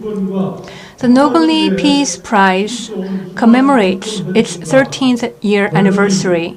Human rights activists, journalists, writers, and others who have dedicated themselves to human rights and peace have been awarded with this prize. It has always been a place of humbleness and shade where the recipients of the prize have placed themselves. It has also been the sites of struggle to overcome the pain of the present for future hope. The Nogun-ri Global Peace Foundation and the victims of the Nogun-ri incident have practiced the spirit of Nogun-ri by sharing our empathy and by paying our tribute to their dedication. We believe that this is one of the most important reasons for us to remember the Nogun-ri incident. During the past 13 years, we have received the help and support of so many people. First of all, please allow me to share my gratitude toward Yeongdong-gun County. Despite the challenges and budgetary challenges as well, Yeongdong-gun County not only spared its ongoing support for the Nogun-ri Peace Prize ceremony, as well as for us to fulfill our responsibility at the Nogun-ri Peace Park. So I would like to take this opportunity to thank Mayor Park Se-bok and Chairman Kim Yong-rae of Yeongdong County for your unspared support. The support and credibility of the Nogun-ri Peace Prize was affirmed by the renowned judges of the award. I would like to pay gratitude to Justice Lee In-bok for heading the review committee and for being here with us. I also thank Professor Lee Deok-hwa and writer Gu Hyo-seo and writer Lee Sun-won for judging the literary award, and also President Kim Dong-un of Journalists Association of Korea for reviewing the journalism category. Could you please stand up for a moment? Could you once again share your warm round of applause for them? I believe the winners of the prize are those that truly shed light on the Nogun-ri Peace Prize. Every year, I am always impressed and gratified as we go over the contributed efforts of all the recipients. I believe it is thanks to your efforts that the world could be a better place today than yesterday. This year, I would like to especially make a comment on the National Council of Churches in Korea, one of the recipients of this year's human rights category. 20 years ago, when no one paid attention to the remaining family victims of the Nogun-ri incident, KNCC held out their hands, which we could never forget. So, I am delighted that though belated, we could express our gratitude. The past 13 years of awarding the Nogun-ri Peace Prize may not be such a long period in history. However, when looking back, those years have been full of so many people, so much pain, and so many heartwarming events. I hope we could look back on all of them today. Once again, I'd like to congratulate all the winners, the true heroes and heroines of today. You are truly the successors and practitioners of the Nogun-ri spirit. Thank you, and once again, congratulations. 네, 감사드립니다. Thank you very much. We've just heard from Chairman Jung Gu-do. as we commemorate the 70th anniversary of the Nogun-ri incident and also this Peace Prize Award. He's reflected on the past experiences, and with appreciations, I'd like to now invite the congratulatory remarks to be delivered by the Park Se-bok, the mayor of Yeongdong. We now invite Mayor Park Se-bok to the podium. Please give him a big hand.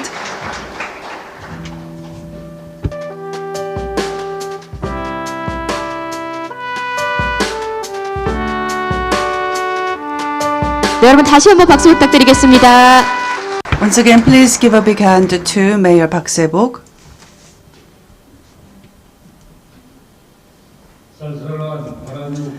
It's quite chilly outside.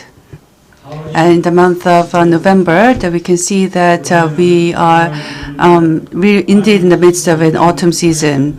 I think it's been quite tiring, very difficult year for us all because of the COVID-19, the pandemic.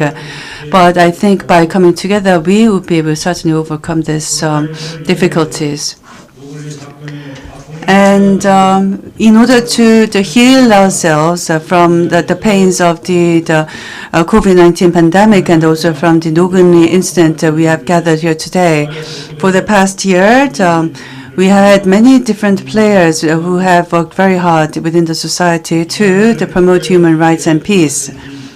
I'd like to extend my appreciation to the participants for the VIP guests for being here with us today, despite all your busy schedules.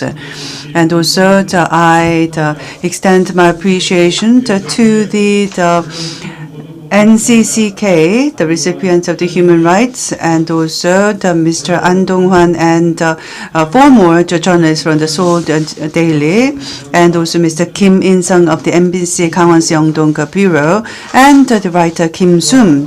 I extend my heartfelt congratulations to you all. And also, I thank the Review Committee, the Chair Lee In-bok, the former Supreme Court Judge, and other members of the Review Committee. I thank Chairman Jung Gu-do of the International Peace Foundation of Nogun-ri, and also to the organizers for all their efforts. At the Nogun-ri International Peace Foundation, many different activities are being held, including the University Student Academia, the academic conferences, photo exhibitions, and human rights, the Writers Award. There are many activities being carried out by the foundation to promote the peace and human rights. And the 13th award to be held this year has presented awards to the winners in different categories such as human rights, journalism, as well as peace promotion. I think it has spearheaded the efforts to promote peace. And as we commemorate the 70th anniversary of the Nogun-ri incident, Chungcheong Province, Yeongdong-gun, and the Nogun-ri Foundation came together for this special ceremony to commemorate the 70th anniversary. And we are now carrying out the Global Peace Forum. For the bereaved families, the pain is going to be there forever, and we certainly hope that we can shed light on the truth of the Nogun-ri incident. And I think by doing so, we will be able to pay respect to the spirits that have been sacrificed during the Nogun-ri incident. I think this is the only way for us to bring consolation to the bereaved families of the victims of the Nogun-ri. Once again, I extend my congratulations to the 4 winners of this special prize, and wish for good luck and health to all the participants here today. Thank you very much. 네, 감사드립니다. Thank you very much, Mayor Park Se-bok of Yeongdong County, for your meaningful remarks. And last but not least, I'd like to invite Kim Yong-rae, Chairman of Yeongdong County Council, for his congratulatory remarks. Please greet him with a warm round of applause.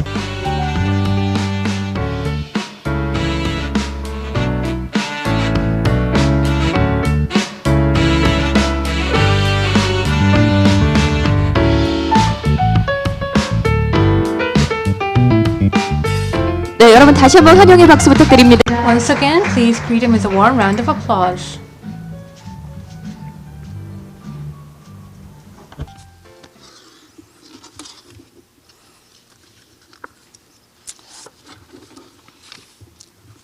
존경하는 Honorable ladies and gentlemen and people of the Republic of Korea and organizers of the Nogun-ri International Peace Foundation, it's a pleasure to meet you. First of all, I'd like to express my sincere condolences to the victims of the Nogun-ri incident, and I'd also like to express consolations for the bereaved families.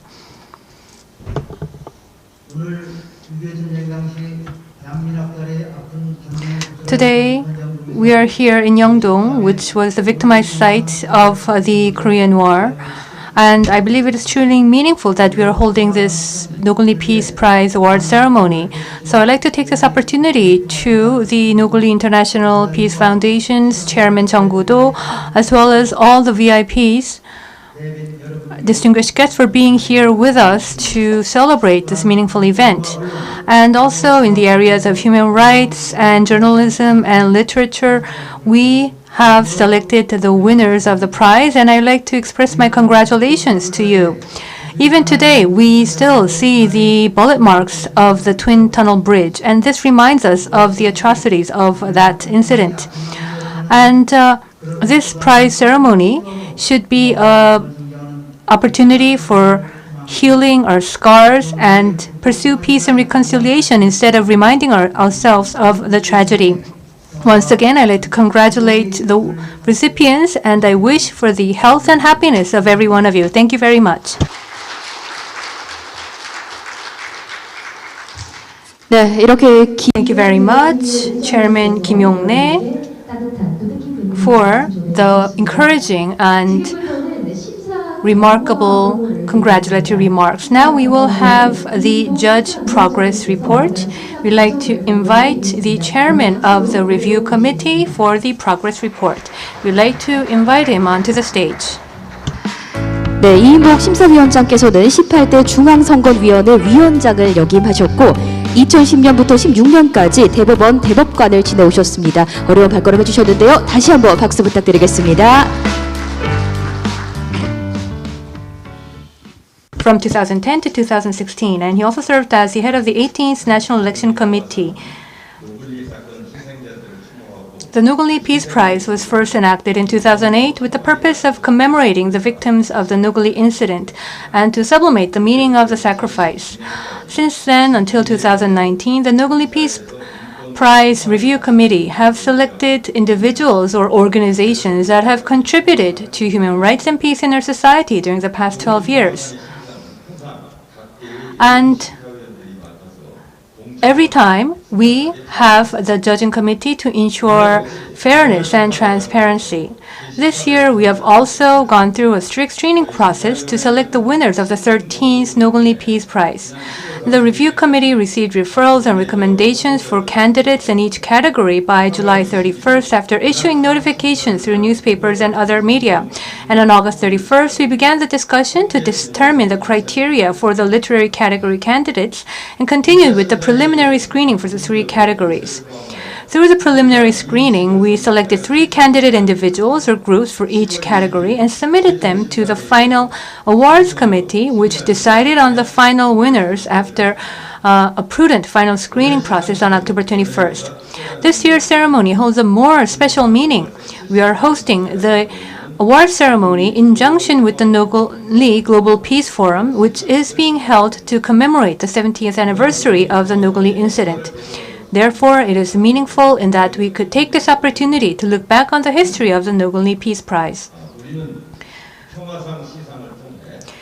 Today, we are forming a solidarity with those who uphold the values of human rights and peace. This would be the most valuable way to remember Nogun-ri. The Nogun-ri incident does not remain as a mere past of 70 years ago. It is still alive as an emblem and symbol of human rights and peace. Today's awards ceremony is an occasion to reconfirm this once again. Dear winners of the Nogun-ri Peace Prize, thanks to your efforts, the world has become a more beautiful place, and you have enabled today's meaningful gathering. I would like to express gratitude and congratulations to all the recipients of the prize. And I hope that this helps the winners of the prize with encouragement to continue into the future. Thank you. 네, 감사드립니다. Well, thank you very much. The chair of the review committee has just given us a progress report. And now that this is the best part of the day, we would like to now proceed with the awards ceremony. For the Human Rights Award, we have a very special event. We want to show you what has happened in the past 13 years, who received awards in the past 13 years of history. So please join us for this video clipping.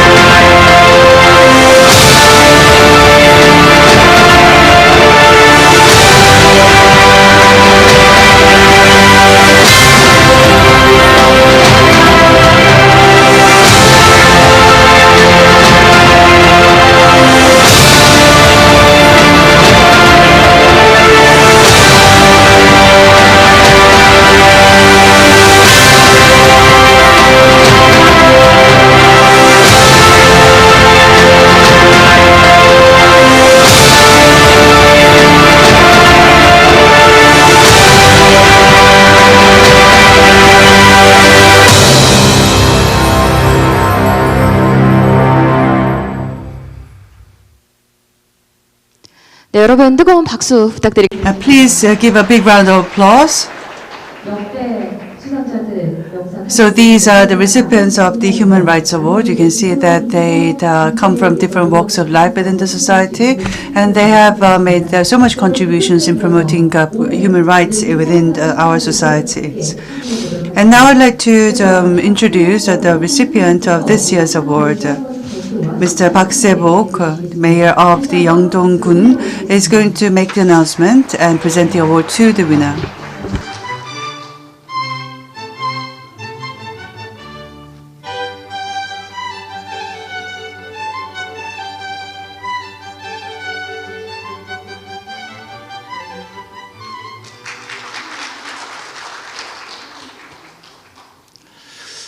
예, 제가 오늘 이렇게 Yes, ladies and gentlemen, I have the honor of making the announcement for the decisions on the winner of the Nogun-ri Peace Prize and the Human Rights Prize. It's a great honor for me.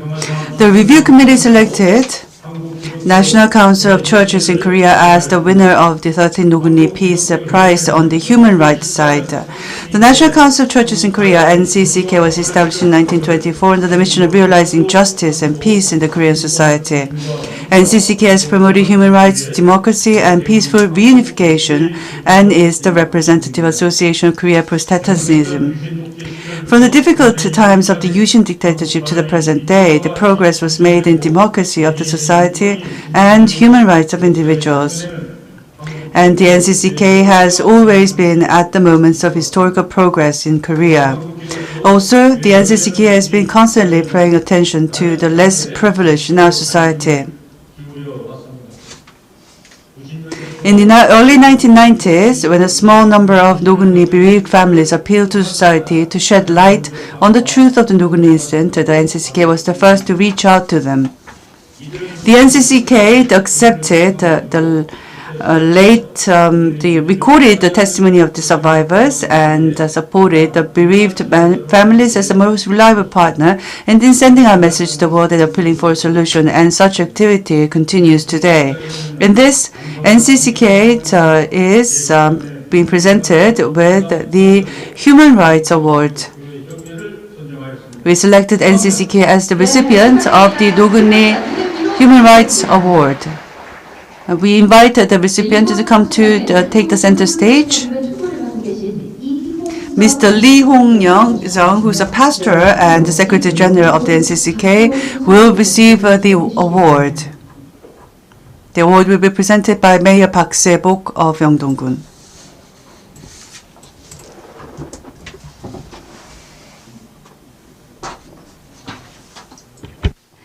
제13회 노글리 The 13th Nogun-ri the Peace Prize, the foundation and the committee presents the award to the NCCK for making so much contributions in enhancing human rights, peace, and promoting reunification. Thereby, we present this award to NCCK. As of the date of 12th of October, the presentation is made by the chairman, Lee In-bok, of the review committee, and the mayor of the Yeongdong-gun, Park Se-bok. The prize money is 10 million Korean won, and we presented the flowers, a plaque, and the award to the winner, NCCK. We would like to ask for the recipient to speak. It is a meaningful occasion. As a participant, I'm honored to be here. As we commemorate the 70th year of the outbreak of the Korean War, in this symbolic place where the most violent the action has been took place during the Korean War, I find it very meaningful to be here today. This is a living history, and I think this is going to empower us to face the future in a more progressive manner. We'll be able to heal the Korean Peninsula, and we'll be able to usher in a new era of unification and reconciliation. And this is a living day for us. And I do hope that the state violence has led to many sacrifices in places around the world. I hope the universal value of life will be promoted. I hope the new era will be ushered in, and until that day, Nogun-ri is going to be a very important venue for us because this is going to live on as a living history. The Cold War has remained with us, and while Korea achieved economic development, and I think there are some shadows lingering over us. And I believe that it is because of the imperialistic aspirations of the United States and Soviet Union there was an international clash on the Korean Peninsula, and this is a war that has broken out as a result, and the Nogun-ri suffered in the midst of such a situation. It is because of this imperialistic attitudes and also the so-called anti-imperialistic attitudes of North Korea that we had seen suffering in the Nogun-ri, and I think the scars are felt deeply within the Korean society. Many people see the side effects of such attitudes. It's against life and it's against human rights. And Nogun-ri speaks for it. And I believe that the purpose of a war can never hide the violence, the inherent violence inside the war. And the Nogun-ri is a case where civilians are sacrificed by a friendly army from the United States, and the right for life has been violated. The rights of life for the civilians, including children, women, have been violated during the war. And Nogun-ri shows us that a law can also be very violent, and the violent implementations of the law can also take place during the times of war. And this is state violence and state oppression, and this can be carried out at times of war. And the Korea-U.S. alliance is still very active, and we're trying to shed light to the truth of the Nogun-ri incident. We want to find out what has led to the Nogun-ri incident, and such efforts were denied during the dictatorship period. We want to identify what the truth is. We want reparation. We want compensation from the United States. And I think our efforts are more like opening a new Pandora's box. And therefore, the United States doesn't want to look this way, to the face of the truth. And there is a lot of PTSD felt by the victims and the bereaved families. People say that their lives have been devastated because of this PTSD. We need to address the pains of these people, and we need to identify the truth. We need to bring respect to those who have been sacrificed, and the role of the state, therefore, is very important. Nogun-ri tells us that we need to look at the main players of this incident. We need to come up with a milestone based on which we can pursue a new future. People have suffered greatly because of the war at Nogun-ri, and they need to overcome this pain, and they need to heal, and they need to reconcile. And this is a story that everybody we should look into. People who have been hurt by different incidents should find healing from this incident. People who suffer from the state violence should be healed, and there should be efforts for the promotion of the human rights and peace. NCCK tried to do that in the last 50 years. NCCK has done the right thing, and we are trying to promote human rights and peace in different parts of the world, and we are very happy to be recognized in playing our rightful role. And I do hope that the pains of the victims have turned into love, and the love has been graced to us through the award. We are very honored to receive this award. We thank the Nogun-ri bereaved families, the Yeongdong-gun, and the organizers for giving us this reward. I hope that those at the lowest places will be respected of their human rights, and will continue to make our contributions to make sure that their voices are heard and their human rights are respected in the future. 네, 다시 한번 축하드립니다. Thank you very much.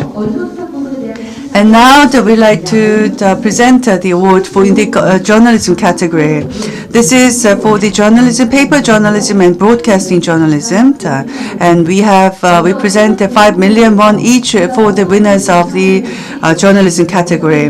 We like to now show a video clipping to walk you through the recipients in the past.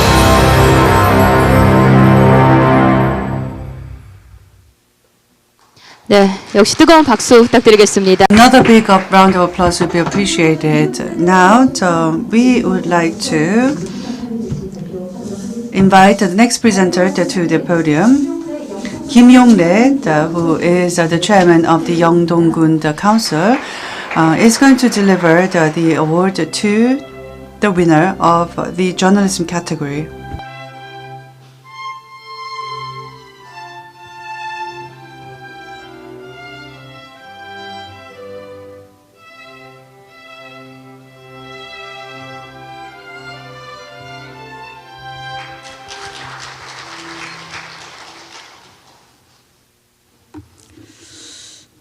노글리 평화상 언론상 수상자 In the journalism category, for the paper journalism, we present the award to the newspaper, Seoul newspaper investigative department, and will be received by Mr. An Dong-hwan. In the paper journalism category, we note the report on the people hidden behind the law of the Seoul Shinmun. And the investigative division members An Dong-hwan, Park Jae-hong, Song Soo-yeon, Go Yong-chol, Go Hye-ji, and Lee Tae-gon were selected as the winners. And this is what the story reads. You're on a wanted list and can be arrested anytime, anywhere in the country. This is a text message received quite frequently by Mr. Lee Byung-jun, who is an old man in his 80s. He's been diagnosed with throat cancer and lives in a basement flat in Seongnam. He's wanted because he could not pay a fine of 500,000 won. He's accused of theft. He was collecting paper boxes, waste paper boxes, and he had 5 potatoes in the paper box. Reminds us of the Jean Valjean of the Les Miserables. What is the law? Are we all equal before the law? 35,320 is the number of people who were fined last year and went to prison because they had no money. It is the right thing to do because you're guilty. Is this a criminal justice? Reporters from the Seoul Shinmun raised this issue, and they also presented a solution in a small but meaningful way. That's why the review committee awards the reporters the 13th Nogun-ri Peace Prize in paper journalism category. Congratulations. 축하드립니다. Congratulations. We asked Mr. An Dong-hwan to take the center stage. Mr. An Dong-hwan is going to receive the award on behalf of the investigative team of the Seoul newspaper.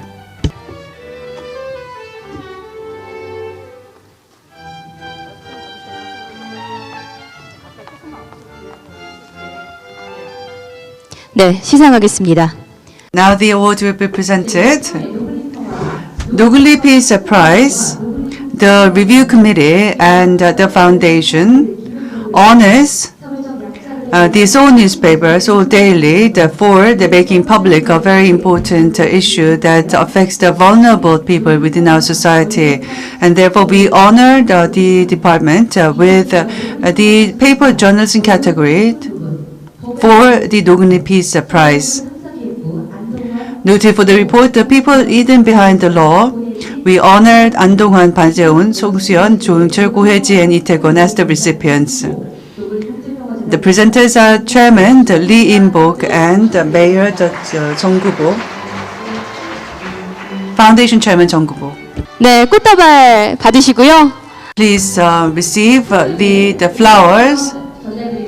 And the prize money is 5 million Korean won. And we are going to take an official photo together. Please pose for the official photo. Thank you very much.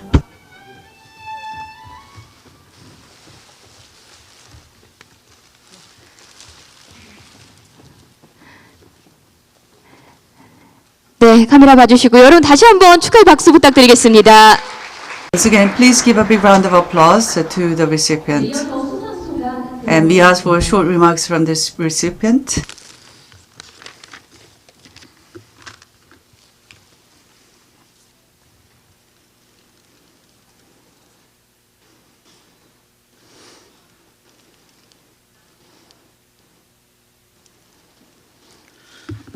네, 안녕하십니까. Good afternoon. I'm head of the investigative division of Seoul newspaper, Andongwan. Today we hear many criticizing titles calling journalists and reporters, and I think we have to go back to the beginning and rethink of the true cause of journalism. Journalists should not only represent the words of the strong or the powerful. It should also not be isolated from the daily lives of the people. And the people hidden from law, that was the winning report of the Nogun-ri Peace Prize, reflects what we should do as journalists. It should reflect what people suffer. And this article covered the judiciary system that was applied differently to different citizens. And there were the so-called 장발장s of Korea. 792 people of them wrote petitions. And as we went through the documents, we realized that the law was applied differently according to the level of wealth and poverty.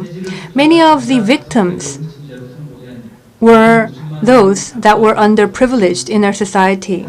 Some were wanted because he could have fined a 500 won, and some were people that were accused of theft. One of the victims was collecting waste paper and took with him 5 potatoes in a paper box. And there were also an elderly man who was diagnosed with kidney diseases. In many cases, they were the true victims of law. Of course, punishment, and especially legal punishment, should go toward those that have done wrongful conducts. And of course, poverty itself cannot be an excuse for crime. But unjust punishment creates more crime. Our judicial system may be equal to those whether you are poor or you are rich, but hiring an attorney is a different matter. For those that are wealthy, will be able to afford powerful attorneys. But for those that do not have such means to afford attorneys or anybody to represent themselves, find it hard even to pay the fine. About 35,000 people were fined last year and went to prison because they had no money to pay the fine. So, is this the right justice system? Maybe we could enhance the efficiency of the justice system, but maybe we are lacking a human face. 70 years ago, the Nogun-ri incident was brought to life through the words of a reporter. And it also led to the expression of regret by one of the strongest powers, by the president of one of the strongest powers of the world. And I believe this is what should be reflected in the words of journalism. Those that have been suffering the scars of the past is what the journalists and reporters should be able to reveal to the world. And this was what was done for the Nogun-ri incident. So in this regard, I would like to extend my gratitude to the Nogun-ri International Peace Foundation and Mayor of Yeongdong County, as well as the bereaved families of the Nogun-ri incident, for awarding me with this prize. And also reporters Ko Yong-chul, who is not here with us anymore, as well as reporters Park Jae-hong, Song Soo-yeon, Jo Yong-chul, Ko Hae-ji, and Lee Tae-kwon, who have been with me, and also my wife Jo Yeon-jung, and my 2 children Anji and Anna-jun, and my mother and mother-in-law. I would also like to express my sincere gratitude. So again, we extend our warm congratulations to the winner. And next on the broadcasting journalism category, first we'll show you the recipients of the awards in the past.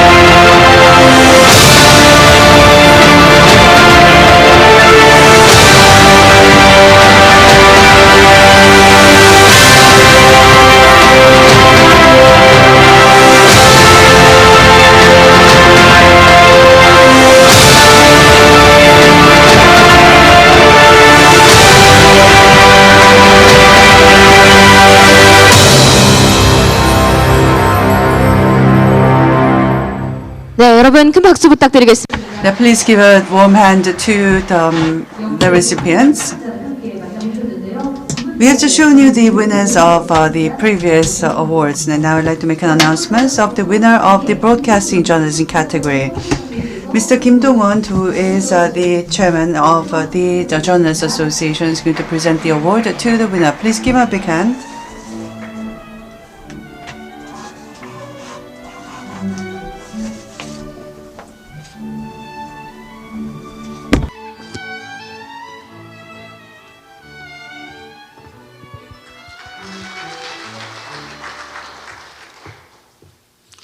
언론이 신뢰받지 못.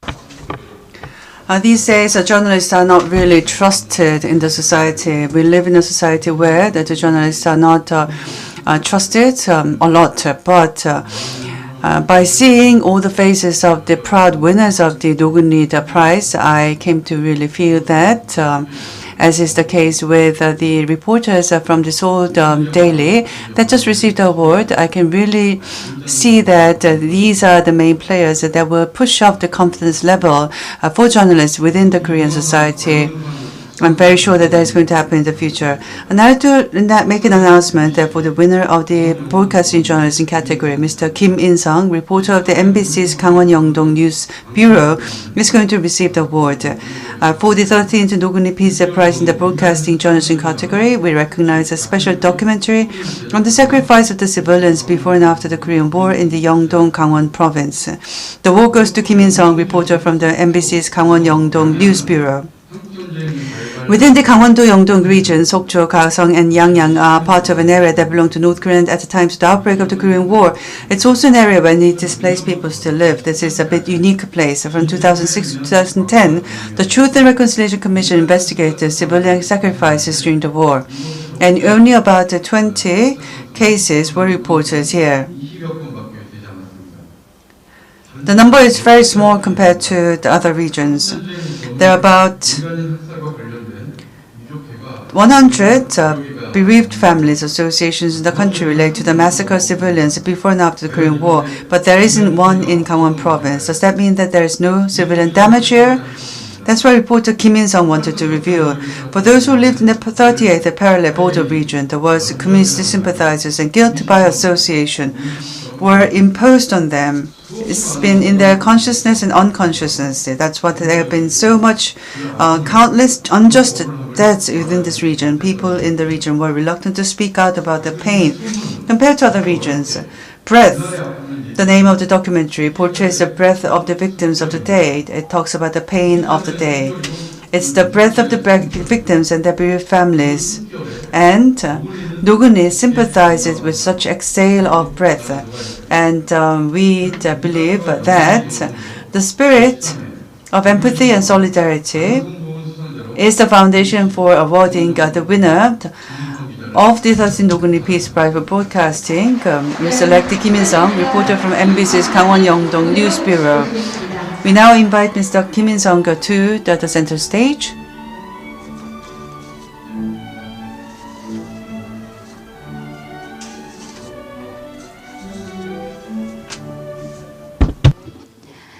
제13회 노글리 평화 The 13th Nogun-ri Peace Prize in the Broadcasting Journalism category, the Foundation and the Review Committee presents the award to Kim In-sung for covering the civilian sacrifice case under the title of Breath, a documentary.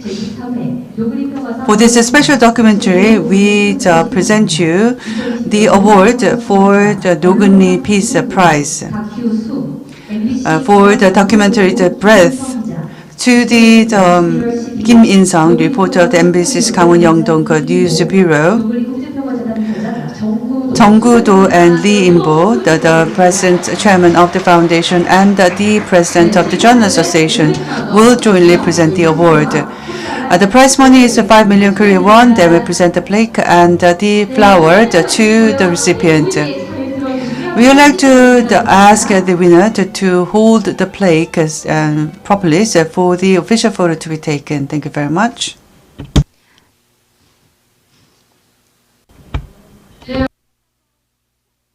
Once again, we ask for a warm round of applause to the winner of the broadcasting journalism category. We invite Mr. Kim In-sung to deliver his remarks. Good afternoon. I am affiliated with MBC Gangwon Yeongdong News Bureau, and my name is Kim In-sung. I did not prepare anything in writing, and I'd just like to give you an improvised speech. I'd like to deliver the feeling I have today. I was wondering what I was supposed to say, and something that came up to my mind was 38 parallel. The 38 parallel is still there. You can see the stone mark, which shows where the 38 parallel begins, and this is something that exists as a fact. And the war that broke out on the 25th of June of 1950. And at the Jeongdongjin beach, the North Korean troops arrived 2 hours earlier than the actual outbreak hour, the official record, and therefore they began to make a southward march, which means that people withdrew. The South Korean government and the army withdrew to the southern tip of Korea, and this has been accompanied by the civilian sacrifices all over the nation. And in every part of the Korean Peninsula, the southern part, people, the soldiers, as well as right-wing activists, left-wing activists, the U.S. Army, all different people, the groups of people have been responsible for the civilian sacrifices. This is a proven fact. But within the Yeongdong region, people are quite reluctant. People are quite scared to talk about it. When the government investigators come out and ask questions, people are reluctant to respond. Even if a private person like myself, as a journalist, go out to the people in the region and ask questions, they would cry. They would be so scared, and they would reluctantly speak a word or two. Even if there is a special act enacted, and even if the U.S. President expressed words of regret, then people are still quite reluctant in this region. We sometimes envy the victims of the Nogun-ri because of the different situation. I think we are trying to identify the truth. We are trying to collect evidences from different parts of the Yeongdong region, and the efforts have just begun. In my special documentary, I think I'm doing a sequel to this special documentary, The Breath, and I visited Nogun-ri in September, and the historical the fact-finding act will be implemented beginning this year, and the second term for the Truth and Reconciliation Committee is going to start the investigation once again next month. And we do hope that the laws will be enacted properly. And for the bereaved families, they had organized a special conference, and I attended this special conference, which was held at the Mongyang Yeonhyung Memorial Museum in the Gapyeong of the Gyeonggi-do of the Korea. And also there's the Namyeongdong has a building where the very famous people such as lawmakers Kim Gun-tae and Park Jong-chol, the two students who died, have gone through very severe suffering because of the torture, and there's a special museum, a commemorative museum established there, and I do hope that I recommend that you visit that place at the Namyeongdong. And also, more recently, there was an incident where 8,000 people have been sacrificed in just a single spot, which is Golyeonggol, which in the Daejeon city. And I think the remains are being recovered in that region, and we just began to dug the ground, and we were able to identify a large number of the remains, and that was quite shocking as a scene. And you of course know about the Jeonju prison incident. 2,000 people were sacrificed, but more exactly 1,800 people have been sacrificed. They have been executed without trial, and the remains are now being recovered in that prison site. site as well. Nogun-ri incident occurred 70 years ago, and it's been made public knowledge through foreign media. It's quite embarrassing from the Korean journalist point of view. And a long time has passed, and we're still unable to shed light on the full truth, and we're not still able to have a full reparation, full compensations being provided to the bereaved family members. It's quite saddening. And through my documentary, The Breath, to my sequel, the documentary, I want to bring out those messages, and I go out to visit the bereaved families and witnesses, and what I try to do through my encounters is as follows. I would like to wait. If they wait, if they cry, I would cry with them. And if they need a hug, I'll give them a hug.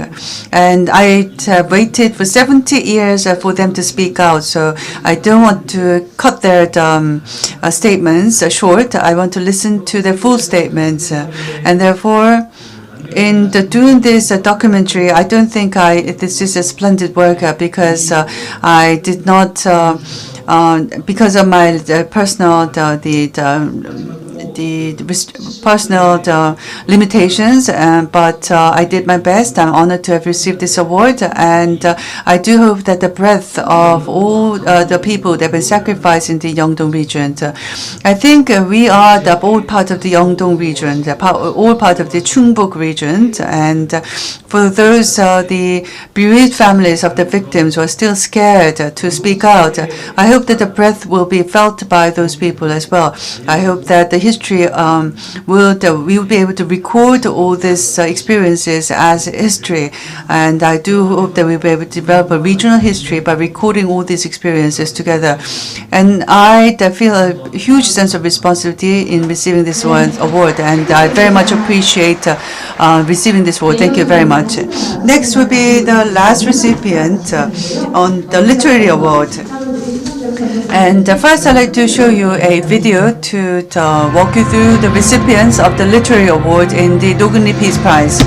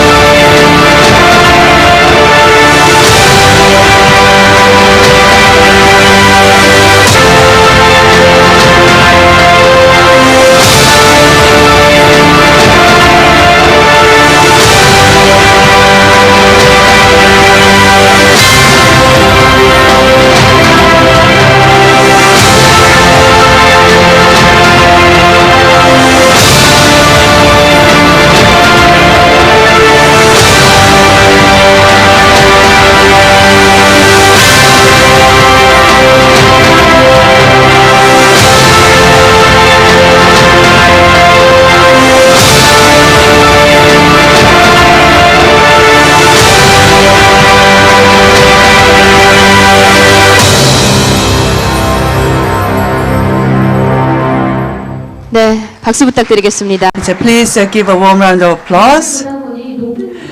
It just came to my mind that the writers have actually expanded the horizon for the Korea's literary world, not just as the recipient of the Peace Prize.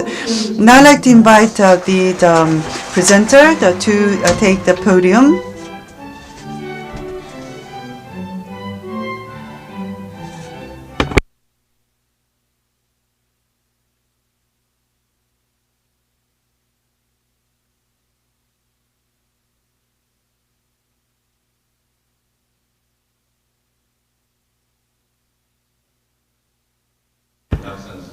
The recipient of the literature category for the Peace Prize is Kim Sum, the author of The Floating Land. And as I said, the review committee has conducted a review session in August, and we have decided on 2 candidates. And the Floating Land came number 1 in our reviewed outcome. And at the second session, the Floating Land also came as the first, and therefore decided to give the award to Kim Sum. The novel Floating Land is about the story of the Korean Russians. Since September 1937, the Soviet government has forcibly relocated 170,000 Koreans living in Primorske to the wasteland of Central Asia. More than 10,000 Koreans died in the process. And at the winter season, things happened in the waste in the train, and some say that this experience in the train has been connected to the immediate experience in the wasteland. And Kim Sum was able to bring life to all these experiences of the Korean Russians through her novel. And one of the review committee members said that it is a very straightforward demonstration of what it's like to leave a mark of a story in a person's mind. And furthermore, I like to talk about the forcible removal of certain ethnic groups. This is not just about a Korean people. This is actually something that has happened throughout the history. And therefore, it reflects on the universal value of human rights thoroughly. And therefore, by reflecting on re-examining the past and reflecting on the universal value of the universal rights thoroughly, we do believe that with this literary achievement, this work is most appropriate for the cause of the Nogun-ri Peace Prize, and that is why we choose Kim Sum as the winner of the 13th Nogun-ri Peace Prize for Literature.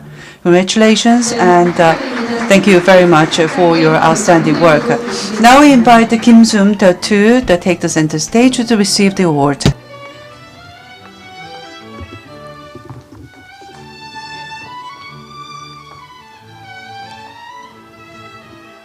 네, 시상하겠습니다. And we will hold the award ceremony. 상 노글리 평화상 심사위원회와 사단법인 노글리 국제평화재단은 1930년대 구소련에서 The Nogun-ri Foundation, the review committee, that presents the literature category award for the Nogun-ri Peace Prize to Kim Sum for her outstanding work, the Floating Land. We now present the award to Kim Sum for the category of literature in the Nogun-ri Peace Prize. The name of the novel is Floating Land, and the award is presented by Lee In-bo, the review committee chair, and Jung Gu-do, the chairman of the foundation. Please give a big round of applause to the recipient. And the prize money is 10 million Korean won. And once again, we present the flower and the plaque. And we asked Kim Sum to pose for the photographer. Please make sure that your plaque is well displayed. 네, 축하드립니다. 심사위원장님 자리로 모시겠습니다. And we ask the chairman to return to his seat and ask Kim Sum, the winner of the Nogun-ri Peace Prize in the literature category, to present her remarks. 선화예전에 경부선 철길 따라 The writer Sun Hui-son's, well, I remember going past the Nogun-ri's twin tunnel, and it was late autumn, and there were the grapes that are ripening nearby. And I remember looking at the farmers selling their grapes alongside the streets. There were bullet marks in the twin tunnel, and they were painted in white to tell where the bullets were. But at the same time, it created a big contrast with the beauty of harvest. So it was like a moment of a dream.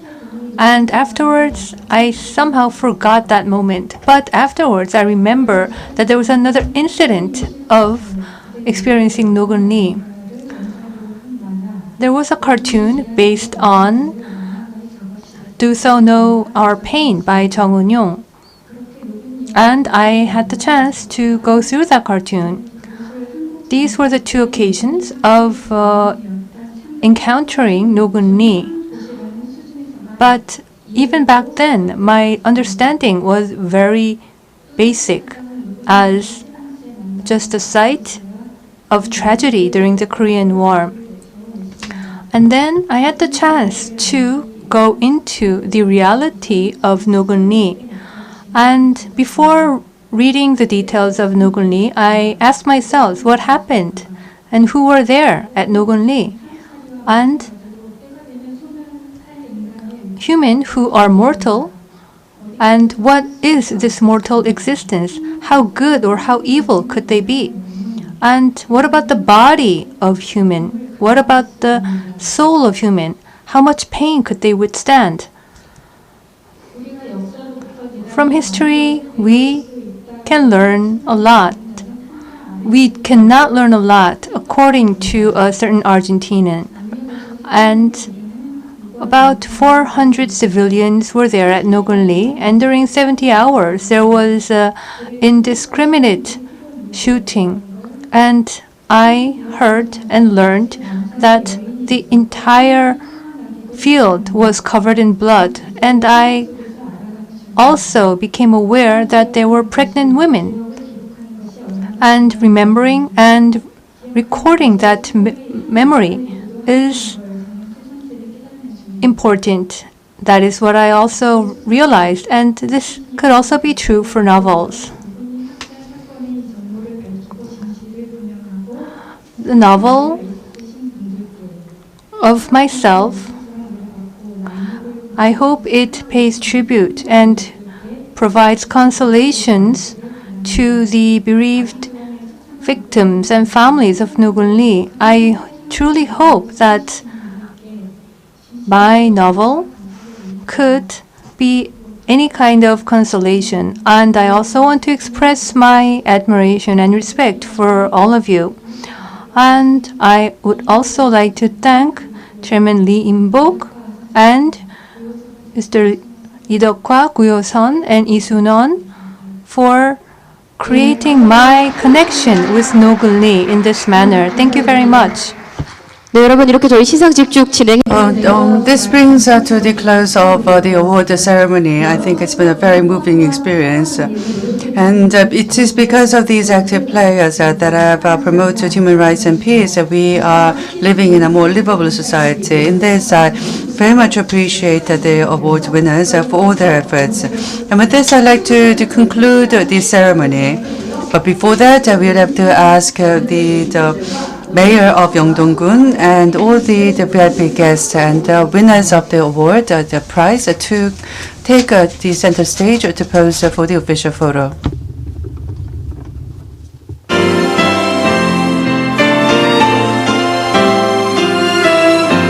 네, 죄송합니다. 저희가 조금 딜레이가 있어서요. 빠르게 Once again, we have been delayed for a bit, and therefore we would ask you to pose, come to take the center stage and pose very quickly before we proceed to the next session.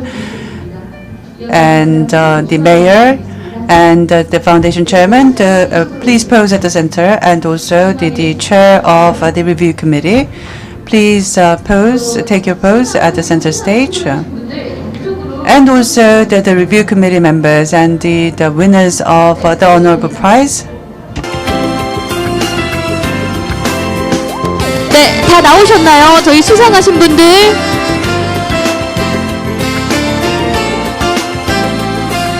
네, 여러분 저희 시간 관계상 한 번에 진행하도록 Due to time limitations, we will take one photo, one group photo.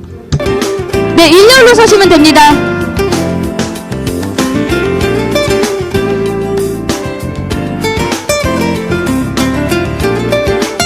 네, 여러분 저희 마스크는 잠깐 벗을까요? 네, 괜찮으시면 마스크는 벗고 한 장만 찍고 쓰도록 하겠습니다.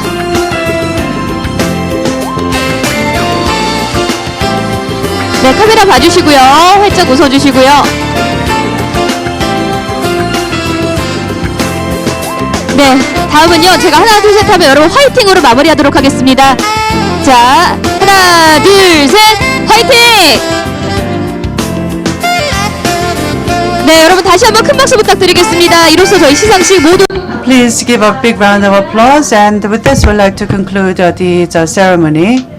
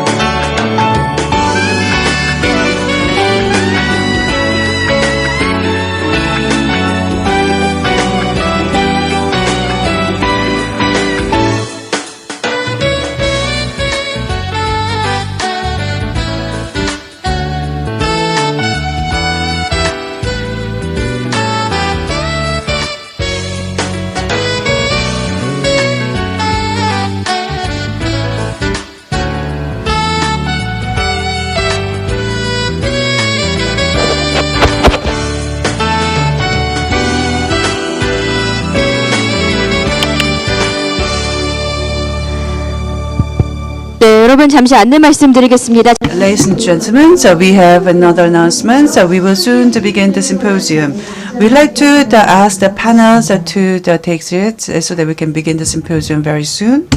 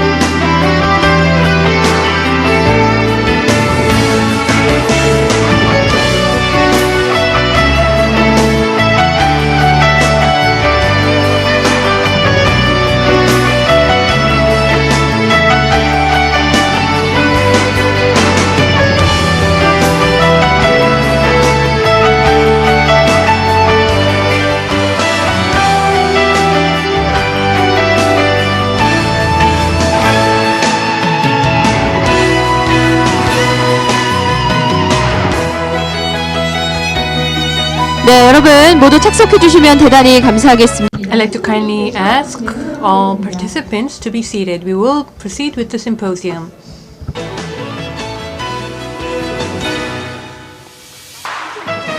눌러서.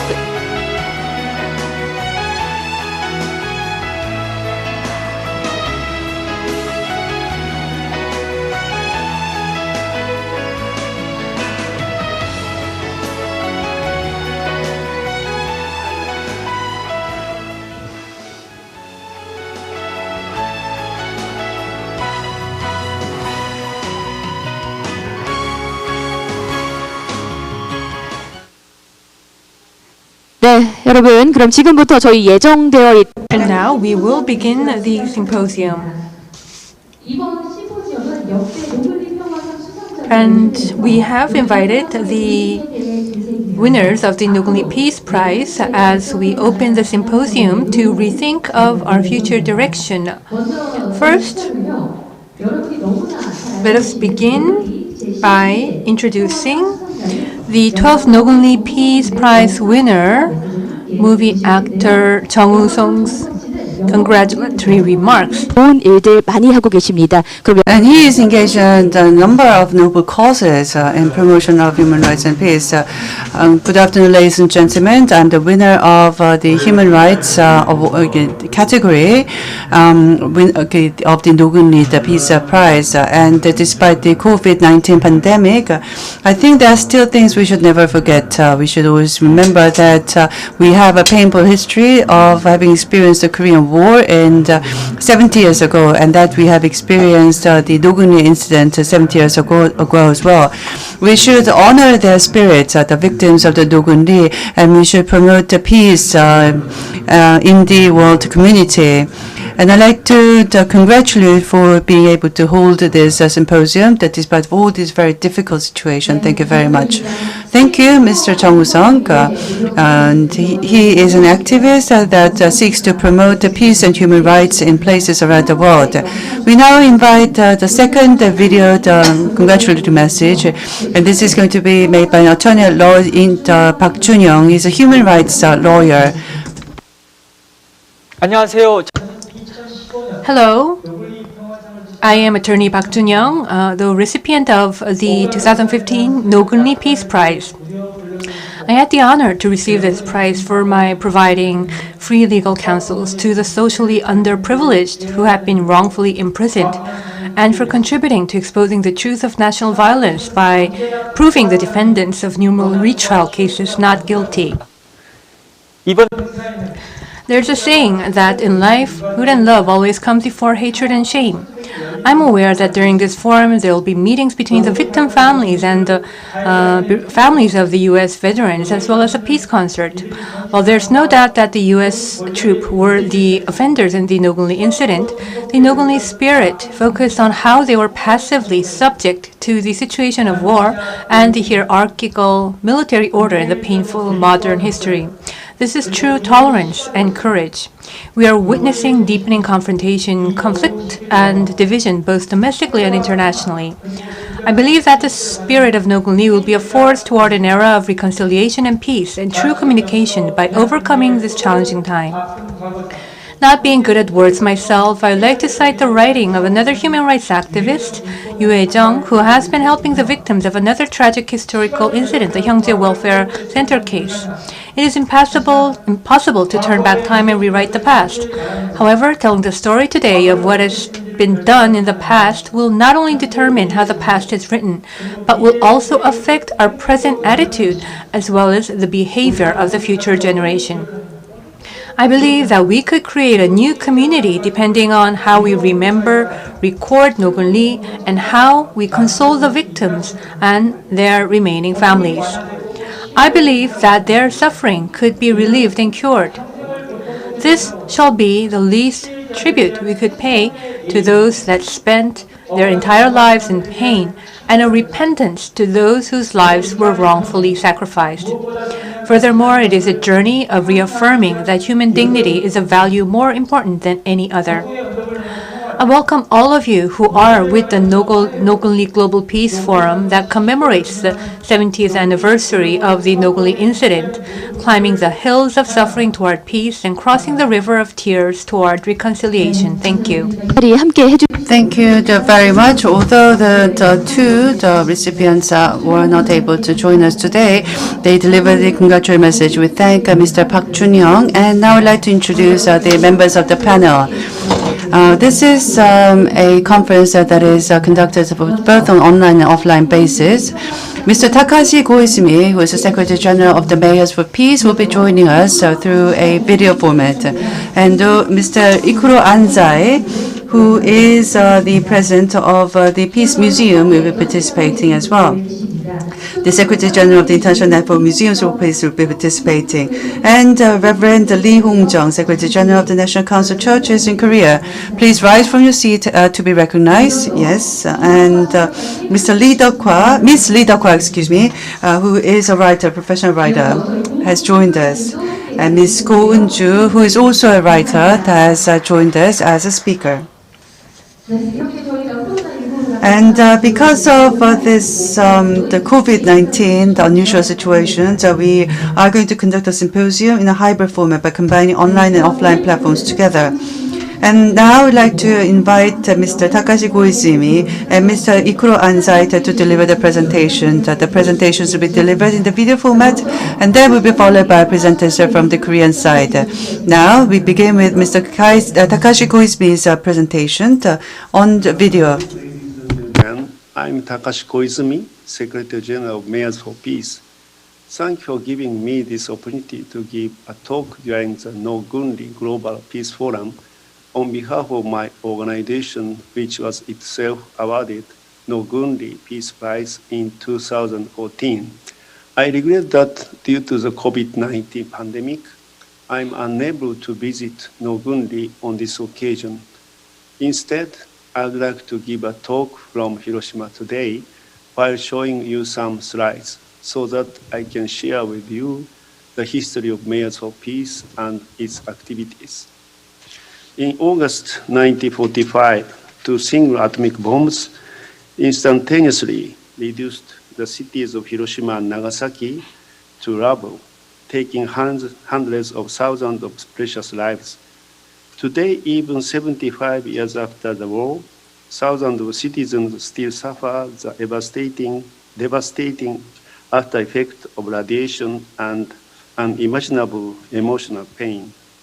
To prevent any repetition of these atomic bomb tragedies, cities of Hiroshima and Nagasaki have continually sought to tell the world about the inhuman cruelty of nuclear weapons and have consistently urged that nuclear weapons be abolished.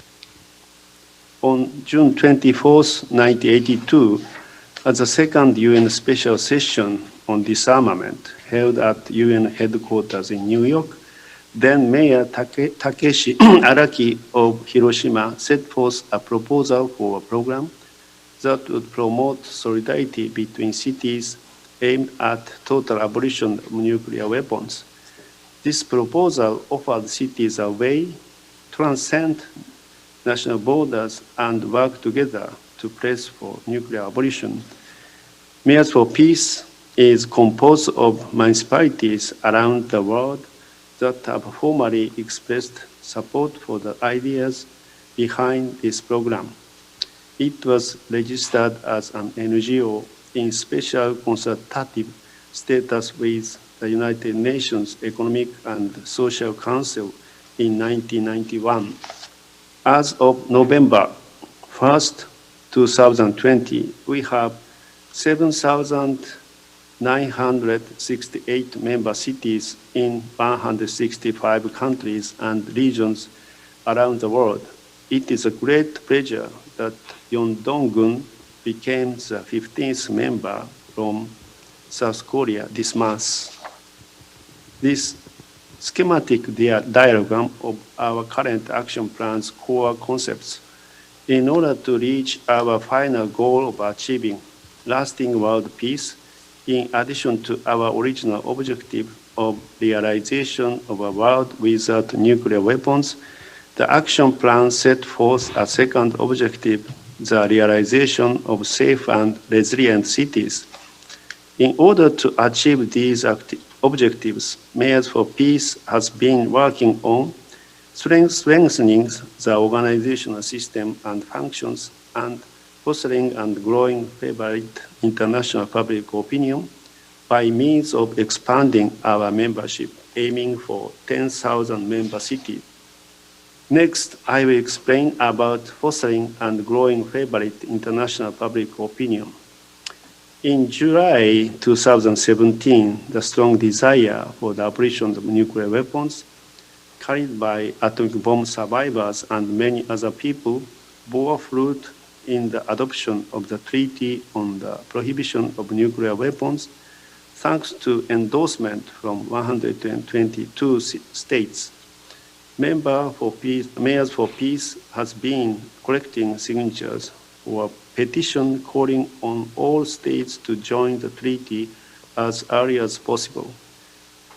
Through this, we hope that civil society can join forces to arouse public opinion and have nuclear-armed states join us in recognizing that elimination of nuclear weapons is the future we must have. In April 2019, 8 high school students from Japan who had been actively involved in the petition drive went to New York City to present Ms. Izumi Nakamitsu, UN Under-Secretary General and High Representative for Disarmament Affairs, with a certificate confirming approximately 120,000 signatures. To date, the total number of signatures submitted to the United Nations and its representatives is about 2.87 million. So that member cities can spread the message of Hiroshima and Nagasaki and pass it on the future generations, we provide member cities with seeds and seedlings from trees that survived the atomic bombings. Recipient cities are expected to carefully nurture the trees as symbols of peace and carry out activities centered on them, such as peace education programs in local schools to foster peace consciousness in citizens.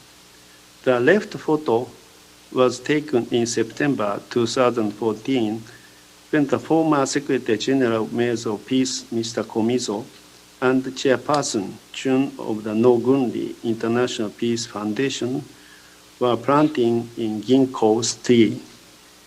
The right photo shows the UN Secretary General, Mr. Ban Ki-moon, planting a second-generation atomic bomb survivor tree in the United Nations office in Geneva, Switzerland in October 2016.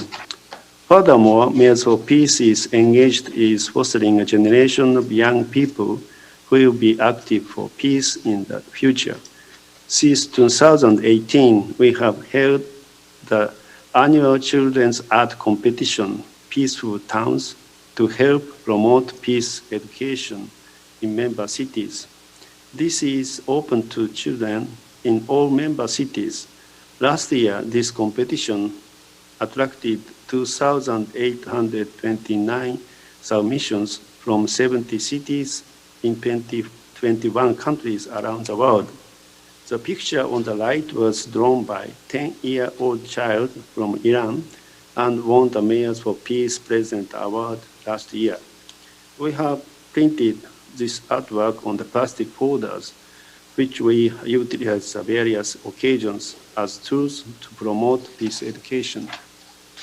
Finally, Mayors for Peace has implemented Youth Exchange for Peace Support Program since fiscal year 2016. The program provides financial and other support to allow young people from member cities to visit Hiroshima. Support recipients learn about atomic bomb survivors' experiences and messages of peace, interact with other young people, and participate in one or two existing programs, Hiroshima and Peace and the International Youth Conference for Peace in the Future. These experiences should inspire them to consider what they themselves can do and what concrete action they can take to help realize a peaceful world without nuclear weapons. I will now talk about what we are doing to achieve the first of our goals, the realization of a world without nuclear weapons. In the past, we have taken the opportunities presented by international conferences, such as NPT review conferences and UN conference to negotiate a legally binding instrument to prohibit nuclear weapons, to urge policymakers around the world to demonstrate strong leadership in working toward the swift realization of a nuclear weapons convention. During the course of these initiatives, the Treaty on the Prohibition of Nuclear Weapons was adopted in 2017. Recently, the treaty reached its 50th ratification, which is a requirement for it to come into effect. And so, its entry into force is now only a matter of time. In order to realize a world without nuclear weapons, we will continue to take various opportunities to call on the UN and national governments to encourage all states, including the nuclear-armed states and states under their nuclear umbrellas, to join the treaty at the early date and to create a system of global security that is free from nuclear deterrence policy. The last part of the action plan we will look at is our second objective, the realization of safe and resilient cities based on the belief that the common mission for all mayors is ensure that the safety and peaceful lives of their citizens. Mayors for Peace encourages member cities to work together across national borders and to cultivate mutual trust and respect. We also support member cities' efforts to address their own national and regional priorities, such as climate change, homelessness, the plight of refugees, gun violence, and terrorism. For example, Catalan chapter of Mayors of Peace held a conference in March 2019 to mark the 8th anniversary of the outbreak of Syria conflict. In May 2018, Manchester City Council in the United Kingdom carried out a project called Trees of Hope as part of events to commemorate the terrorist attack that took place in the city. In recognition of these initiatives over many years, the 7th Nogun-ri Peace Prize for Human Rights was awarded to Mayors for Peace in 2014. The rationale for the prize was that Mayors for Peace has been working for nuclear weapons abolition in collaboration with its member cities around the world and peace NGOs, and that the United Nations and many other organizations have valued its activities. Being awarded this prize was a great honor for Mayors for Peace, which, like the Nogun-ri International Peace Foundation, has been working for the realization of a peaceful world and great encouragement to continue our activities. In closing, I would like to talk about what is known as the spirit of Hiroshima. This is an inscription on the Center for the Atomic Bomb Victims in Hiroshima's Peace Memorial Park. It reads, "Let all souls here rest in peace, for we shall not repeat the evil." Hiroshima hopes that everyone in the world will sincerely share in the Hibakusha's earnest wish that no one else should suffer as we have, and walk the path no nuclear weapons abolition and lasting world peace together. Yeongdong-gun and Hiroshima have both experienced the tragedy of an indiscriminate attack on civilians, namely the Nogun-ri incident and the atomic bombing, respectively. I believe both of us share in the earnest wish that we should not repeat such an inhuman event. Therefore, I am much encouraged by Yeongdong-gun's joining Mayors for Peace to work together with us. I hope not only Yeongdong-gun, but also other member cities in South Korea will engage themselves in the initiatives of Mayors for Peace and strengthen collaboration with us. Let us strive together for our ultimate goal, the realization of everlasting world peace. Thank you for attention. 네, 감사합니다. 발표 주제는 네. Thank you very much. The theme was on the mayors of peace. And I'd like to introduce the second presenter. We have Mr. Ikuro Anzai, the lifelong honorary director of the Kyoto Museum for World Peace at Ritsumeikan University.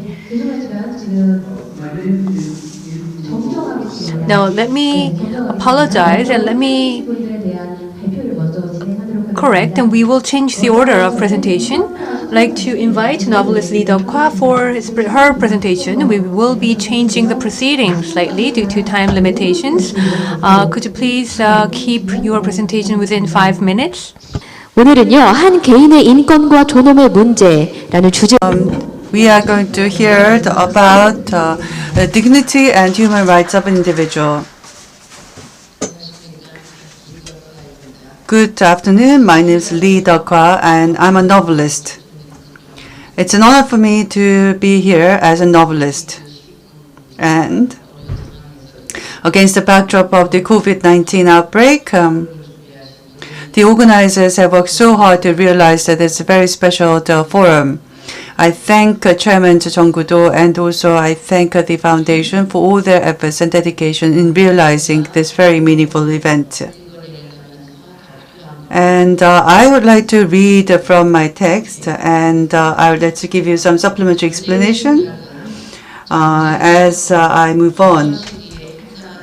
And I think it's very important that war literature has different developments depending on which period of time the war experience was depicted, depending on the structure of the relationship, further depending on the worldview for the author. In the Korean literature, however, it is difficult to find literary works that depict the war experience.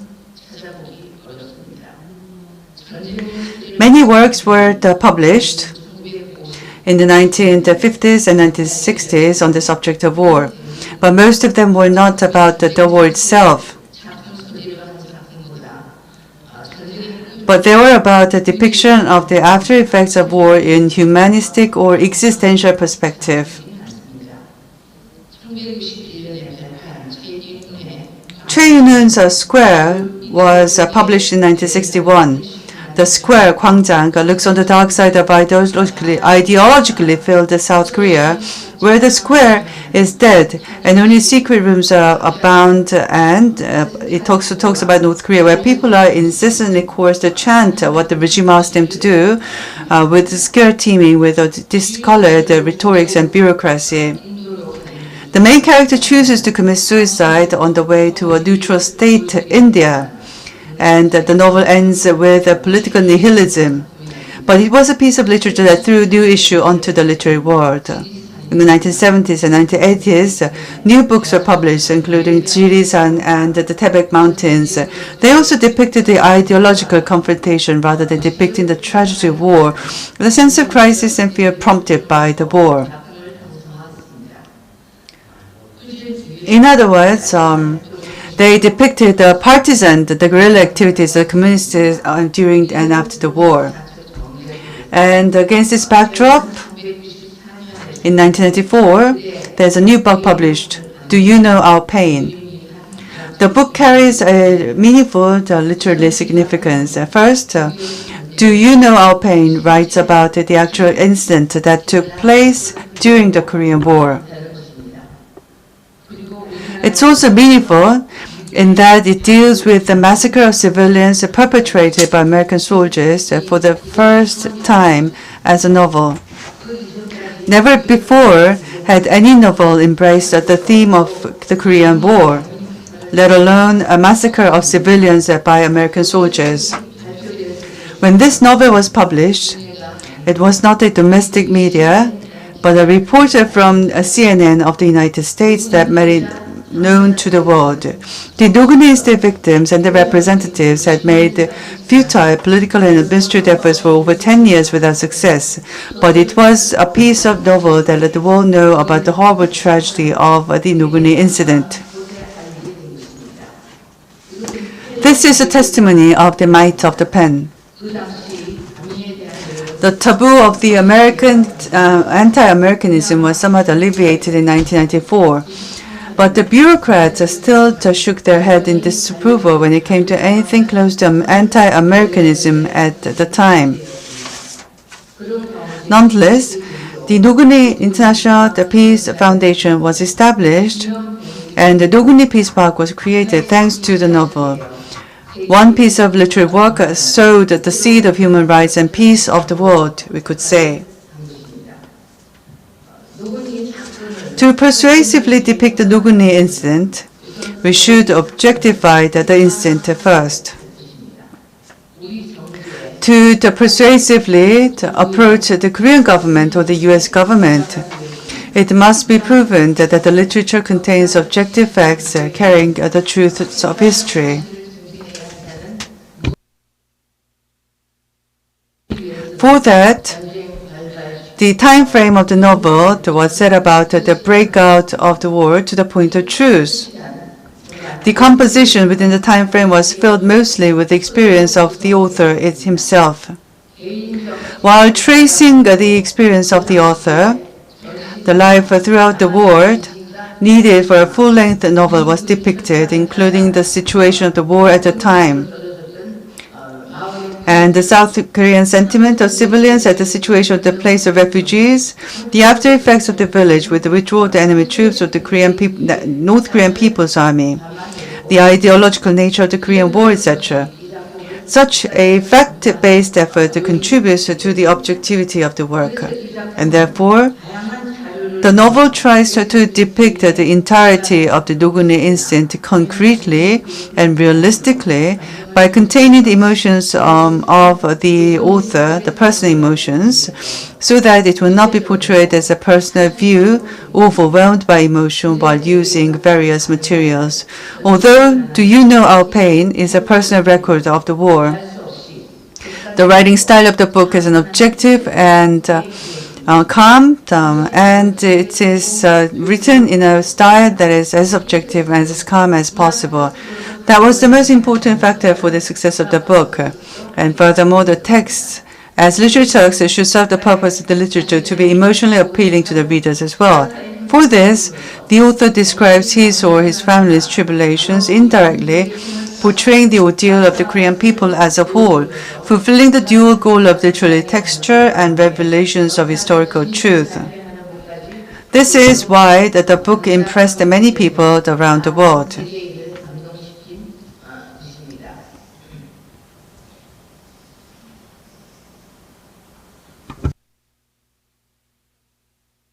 Then there is a full-length novel called Flower Blooming with Wavers. It is written by myself, and it's an impressive story of a captain named Chun Jae-young of a boat, Gwangmyeong 87. I accidentally watched the story on YouTube 30 years ago. Captain Chun rejected the order of his shipping company not to get involved in saving refugees. Captain Chun saved 96 Vietnamese refugees and brought them to a refugee camp in Busan.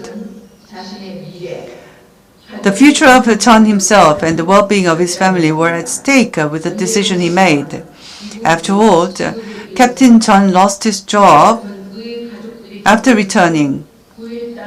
The literary work is an imaginary reconstruction of experience that Chun's family goes through after the incident. The fact that our society has such a righteous man as Chun left a deep impression on me, and I wanted to turn that into a novel. Everything is true up to the point where Mr. Chun saves the refugees, and the rest is a story created with my imagination.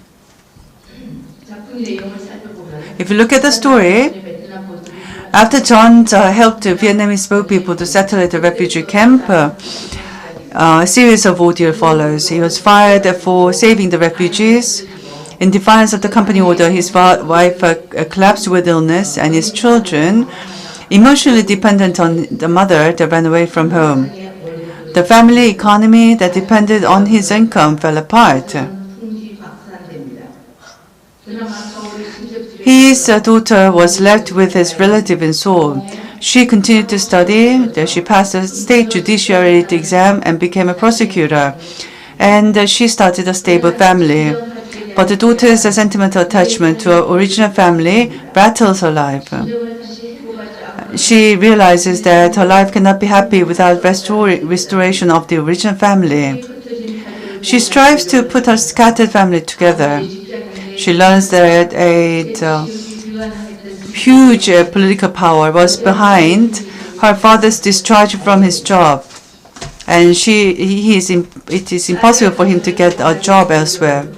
The daughter tries to restore the family, and she understands the powerlessness of her father. She learns that it is only through her family that she can recover her identity and her individual dignity.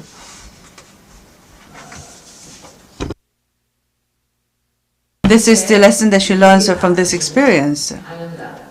Do You Know Our Pain and A Flower Blooming with Waver were both written against the backdrop of a war. The former is about the Korean War, and the latter is about the Vietnam War and the refugees from the Vietnam War. Under any circumstances, human life and human dignity must be respected. And in the extreme experience of a war, there was an incident that brought to sacrificing of the entire village and almost took the life of an incident that almost took the life of 96 people. But the former and latter are the capital is the byproduct of colossal American power that tends to make light of human life by prioritizing capital and power. The issue that could not be raised by Korea because of our weakness, we were just watching out for the mood of the United States. And by the mighty pen of a novel, do you know a pen? The issue was finally raised.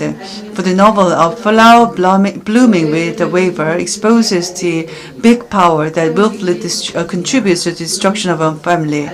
The identity or dignity of an individual stems from the family and the group one belongs to, whether one knows it or not. The failure of a family is about a small society that one belongs to, and it also affects the nation. And this is the lesson that I want to draw. While doing research and writing novels for decades, I have come to make a personal wish about a novel.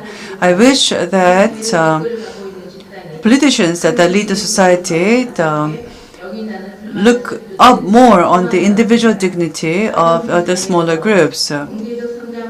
It is the dignity of the individual that is as important as economic growth in a capitalist society. Social welfare is what is needed for the individual dignity.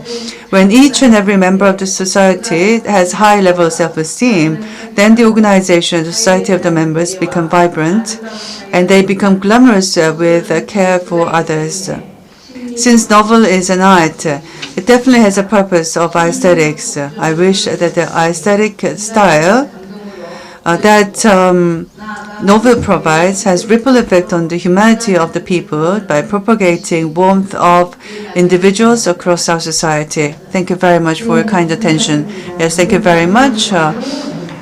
Ms. Lee Deok-hwa has just read her paper, and now Lee Hong-jung, the Secretary General of the NCCK, is going to speak.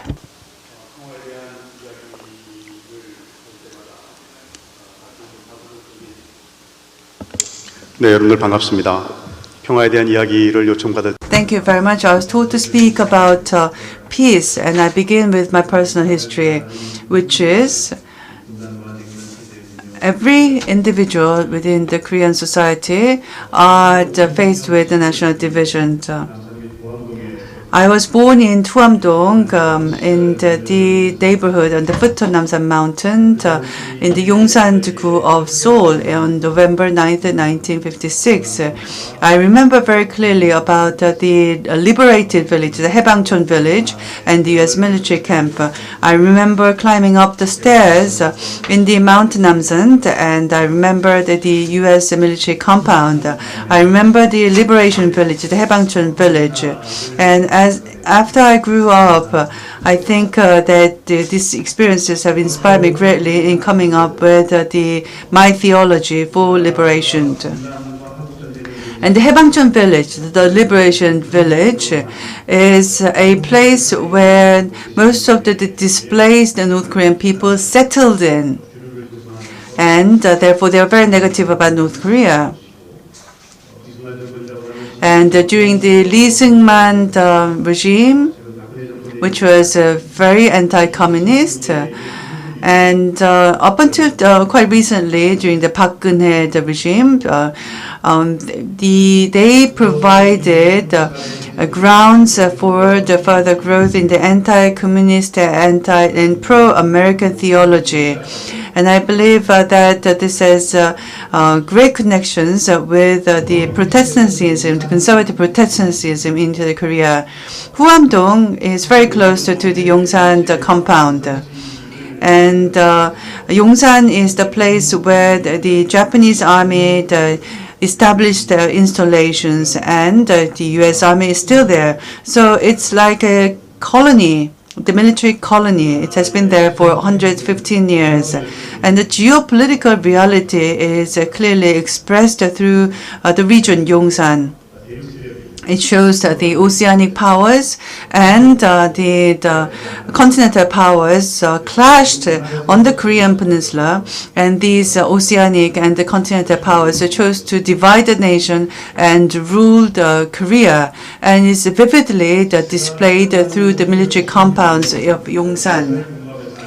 I was born in 1956, and I came to the knowledge that it is a very important year because the United States announced that they will violate Article 13, Clause D in the Armistice Agreement, which was signed in 1953. And since then, the United States were able to bring in the nuclear arms to the Korean Peninsula. And until the denuclearization joint declaration was made by Korean government in 1992, the U.S. managed to use the U.S. military compound as the nuclear base, targeting Russia, North Korea, and China. And that is a fate that Yongsan was placed in at the time. And of course, we are still under the nuclear umbrella of the United States, and we have the nuclear deterrence because of the nuclear umbrella. And this was the fate of the Korean people. And in 1958, in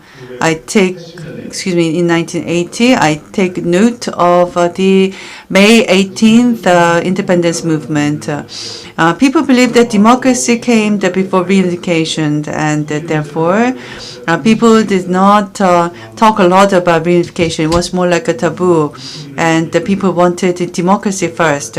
But because of the May 18th, the democratization movement, we came to recognize that the two come together. It's like two sides of a coin. They're closely interrelated, democracy and reunification. And it was a momentous moment for the Korean people. And then NCCK established the reunification subcommittee and decided to pursue reunification movement since then at the private level. In 1984, the Dosanso conference was held in Japan. This is a historical event. And we came to discuss reunification as a very important topic for realizing peace in Northeast Asia. And we invited North Korean counterparts to participate at this conference, the Dosanso conference. Since then, we had the Dosanso process going on. And I also take note of this very important conference, which was held, during which we had made a declaration to realize reunification. And this statement was very important because it affected the movement, unification movement in the civil society as well. It talked about independence, peace, great national unity, humanitarianism, and people's participation. These are the 5 major principles that we upheld through the 88 Declaration. And the 88 Declaration is still very powerful. It is a guiding principles for the churches in moving ahead with reunification. And I also like to mention about our experience with our North Korean counterparts at the Korean Christian Foundation. And at Leipzig, we met with Mr. Kang, who is the leader. The Korean Christian Federation was founded by Reverend Kang Ryang-uk in North Korea in 1946. And Kang Ryang-uk has taught Kim Il-sung, the North Korean leader, the late leader, and he has served as the vice premier on 3 times in North Korea. He's a very influential figure. He established the Korean Christian Federation and served as the founding chairman. And now his son, the Kang Myung-chul, is the head of the federation. And President Kim's father, President Kim's mother, Kang Ban-seok, is the part of the Chilgol heritage, and Gangnam-gu is affiliated with this heritage and is a very prominent figure. At Leipzig in 1996, there was a special conference held, and it is the first time that Kang Myung-chul, the second president, came out to the international world, and we also jointly conducted many activities together. And in 2018, I represented the Christian community at the 2018 the Pyongyang the summit, and it was a very historical moment. I don't think this is a Midsummer Night's Dream. I think this is something that we would be able to realize in the future. The Nogun-ri incident is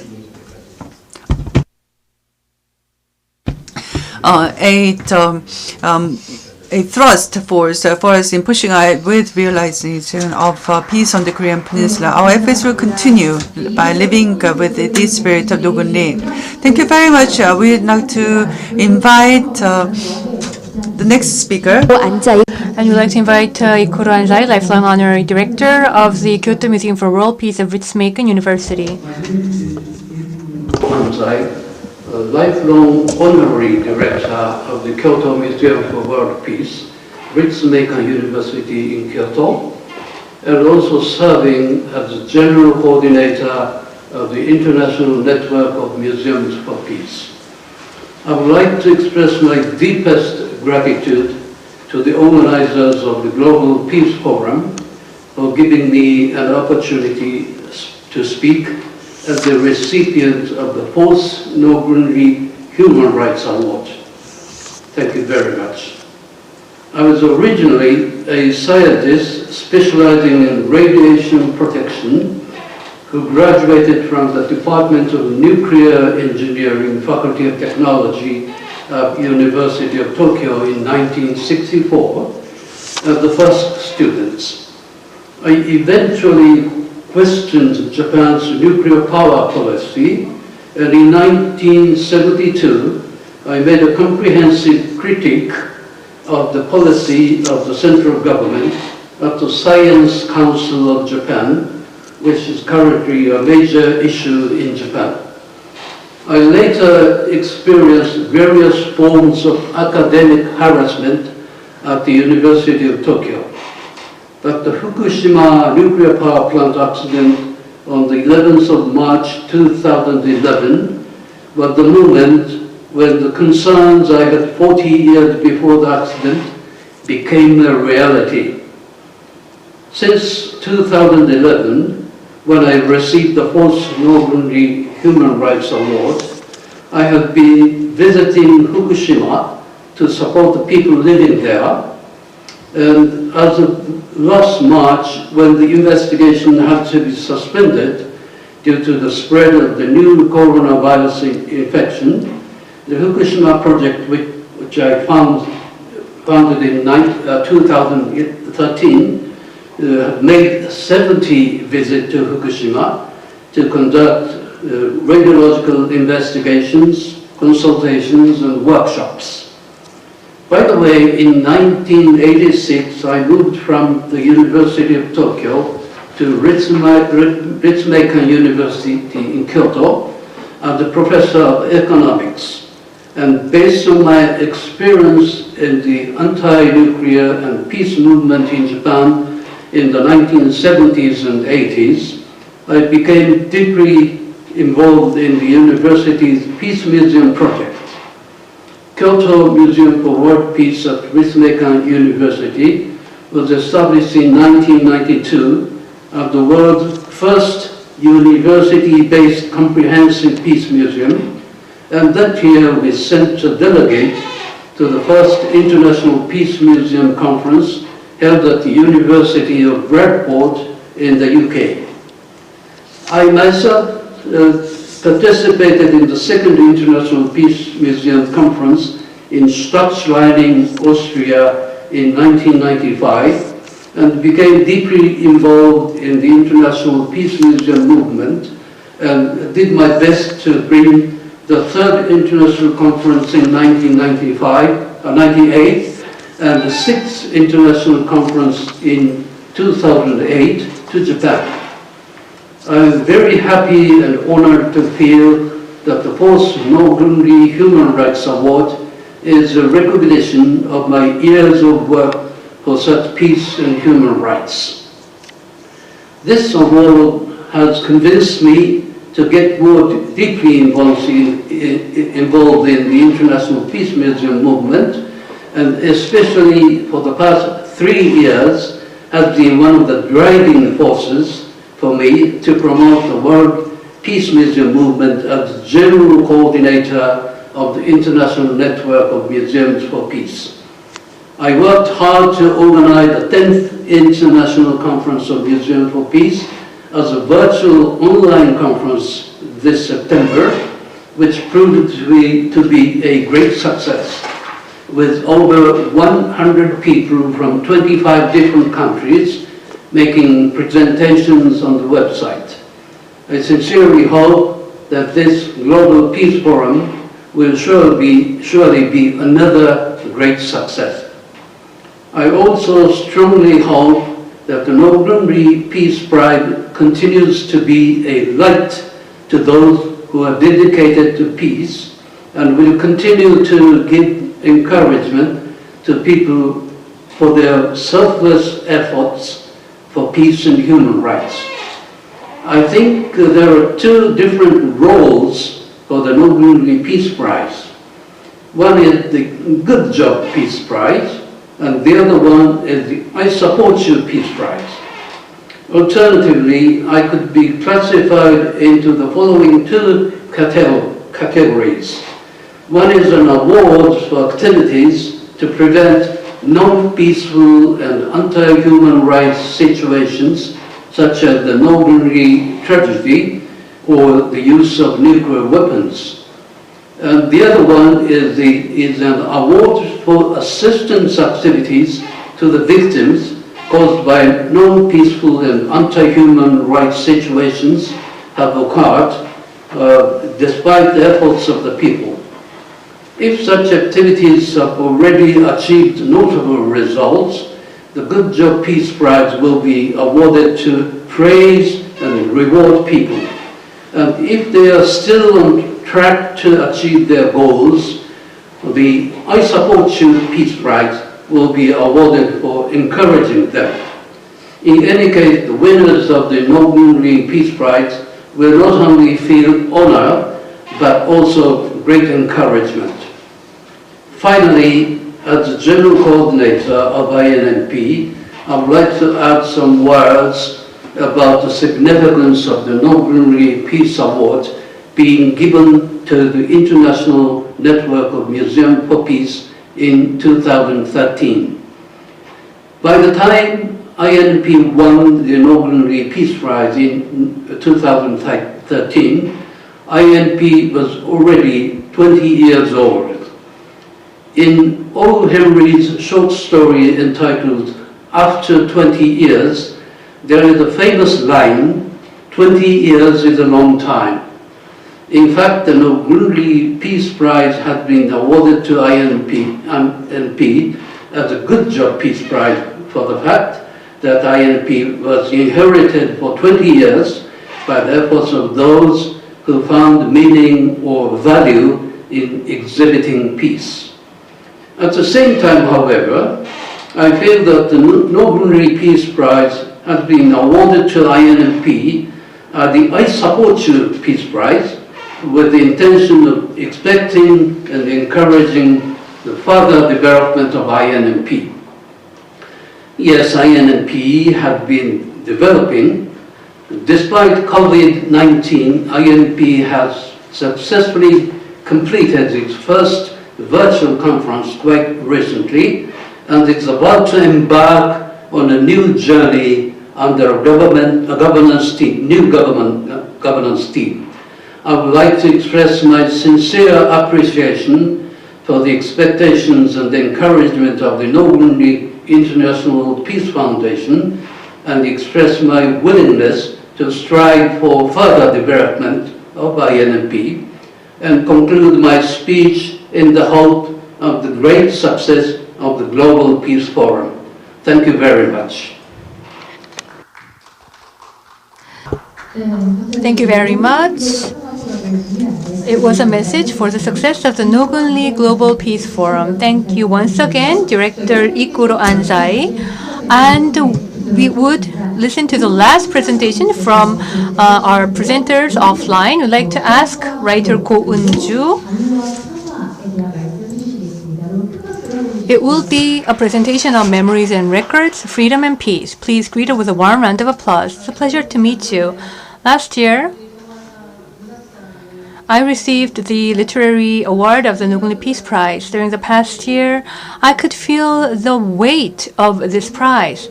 Personally, I went through many things. Also globally, there were so many things. One was the COVID-19. This pandemic virtually attacked the entire humankind, and for Korea, even though it is under management, so many people are constrained in their daily lives and watching for any new changes. So today, we had to observe many quarantine rules and procedures.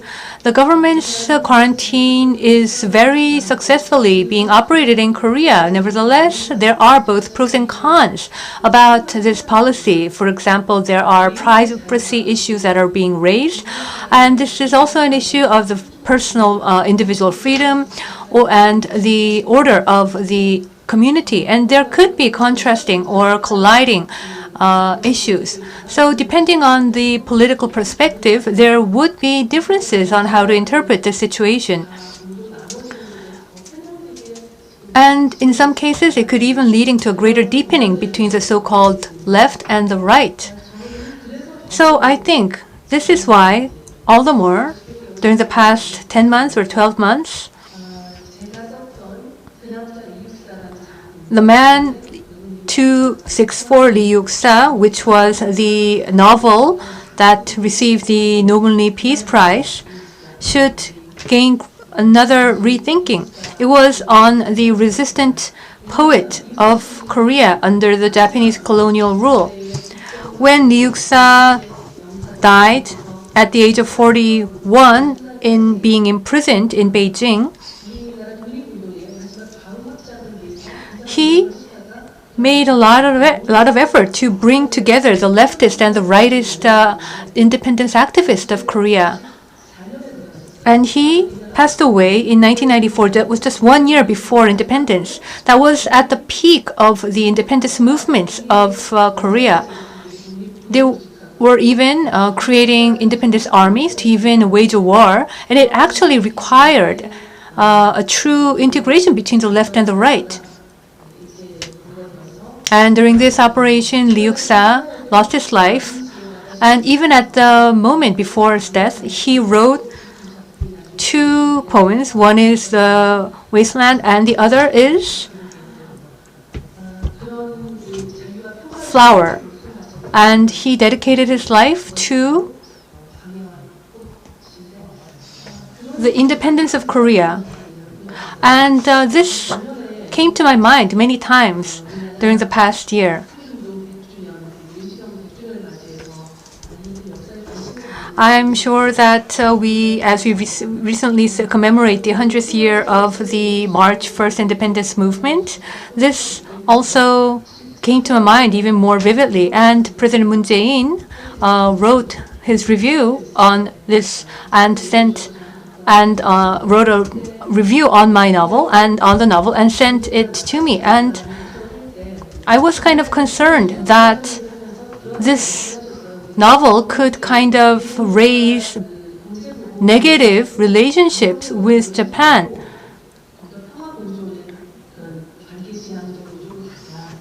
And the message sent by President Moon was that we shouldn't focus on creating any personal animosity between the two countries. And this reminded me of the so-called spirit of Sunbi of Lee Yuk-sa. He is actually the descendant of a renowned Korean Confucianist scholar. When we declared our independence, and when you read the wordings of the independence, it has no words of criticizing Japan.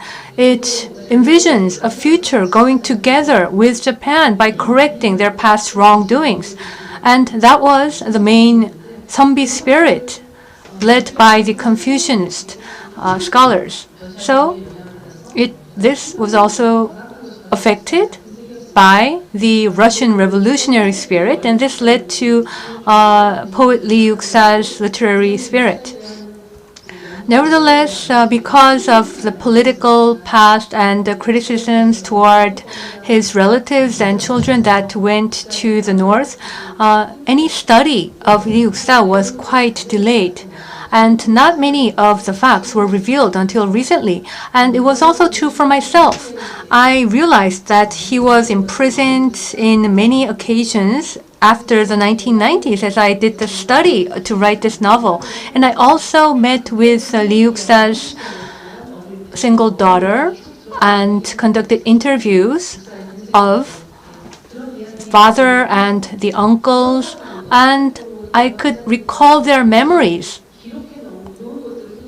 And through these memories and records, I could complete my novel, The Man 264 or Lee Yuksa.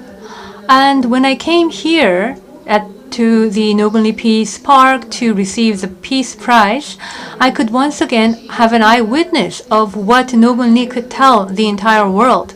And just as novelist Lee Deok-ha mentioned,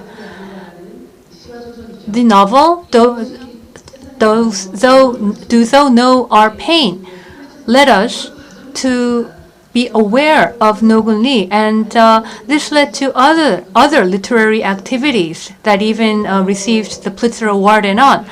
And so these records and these documentations have made the Nogun-ri being known to the world.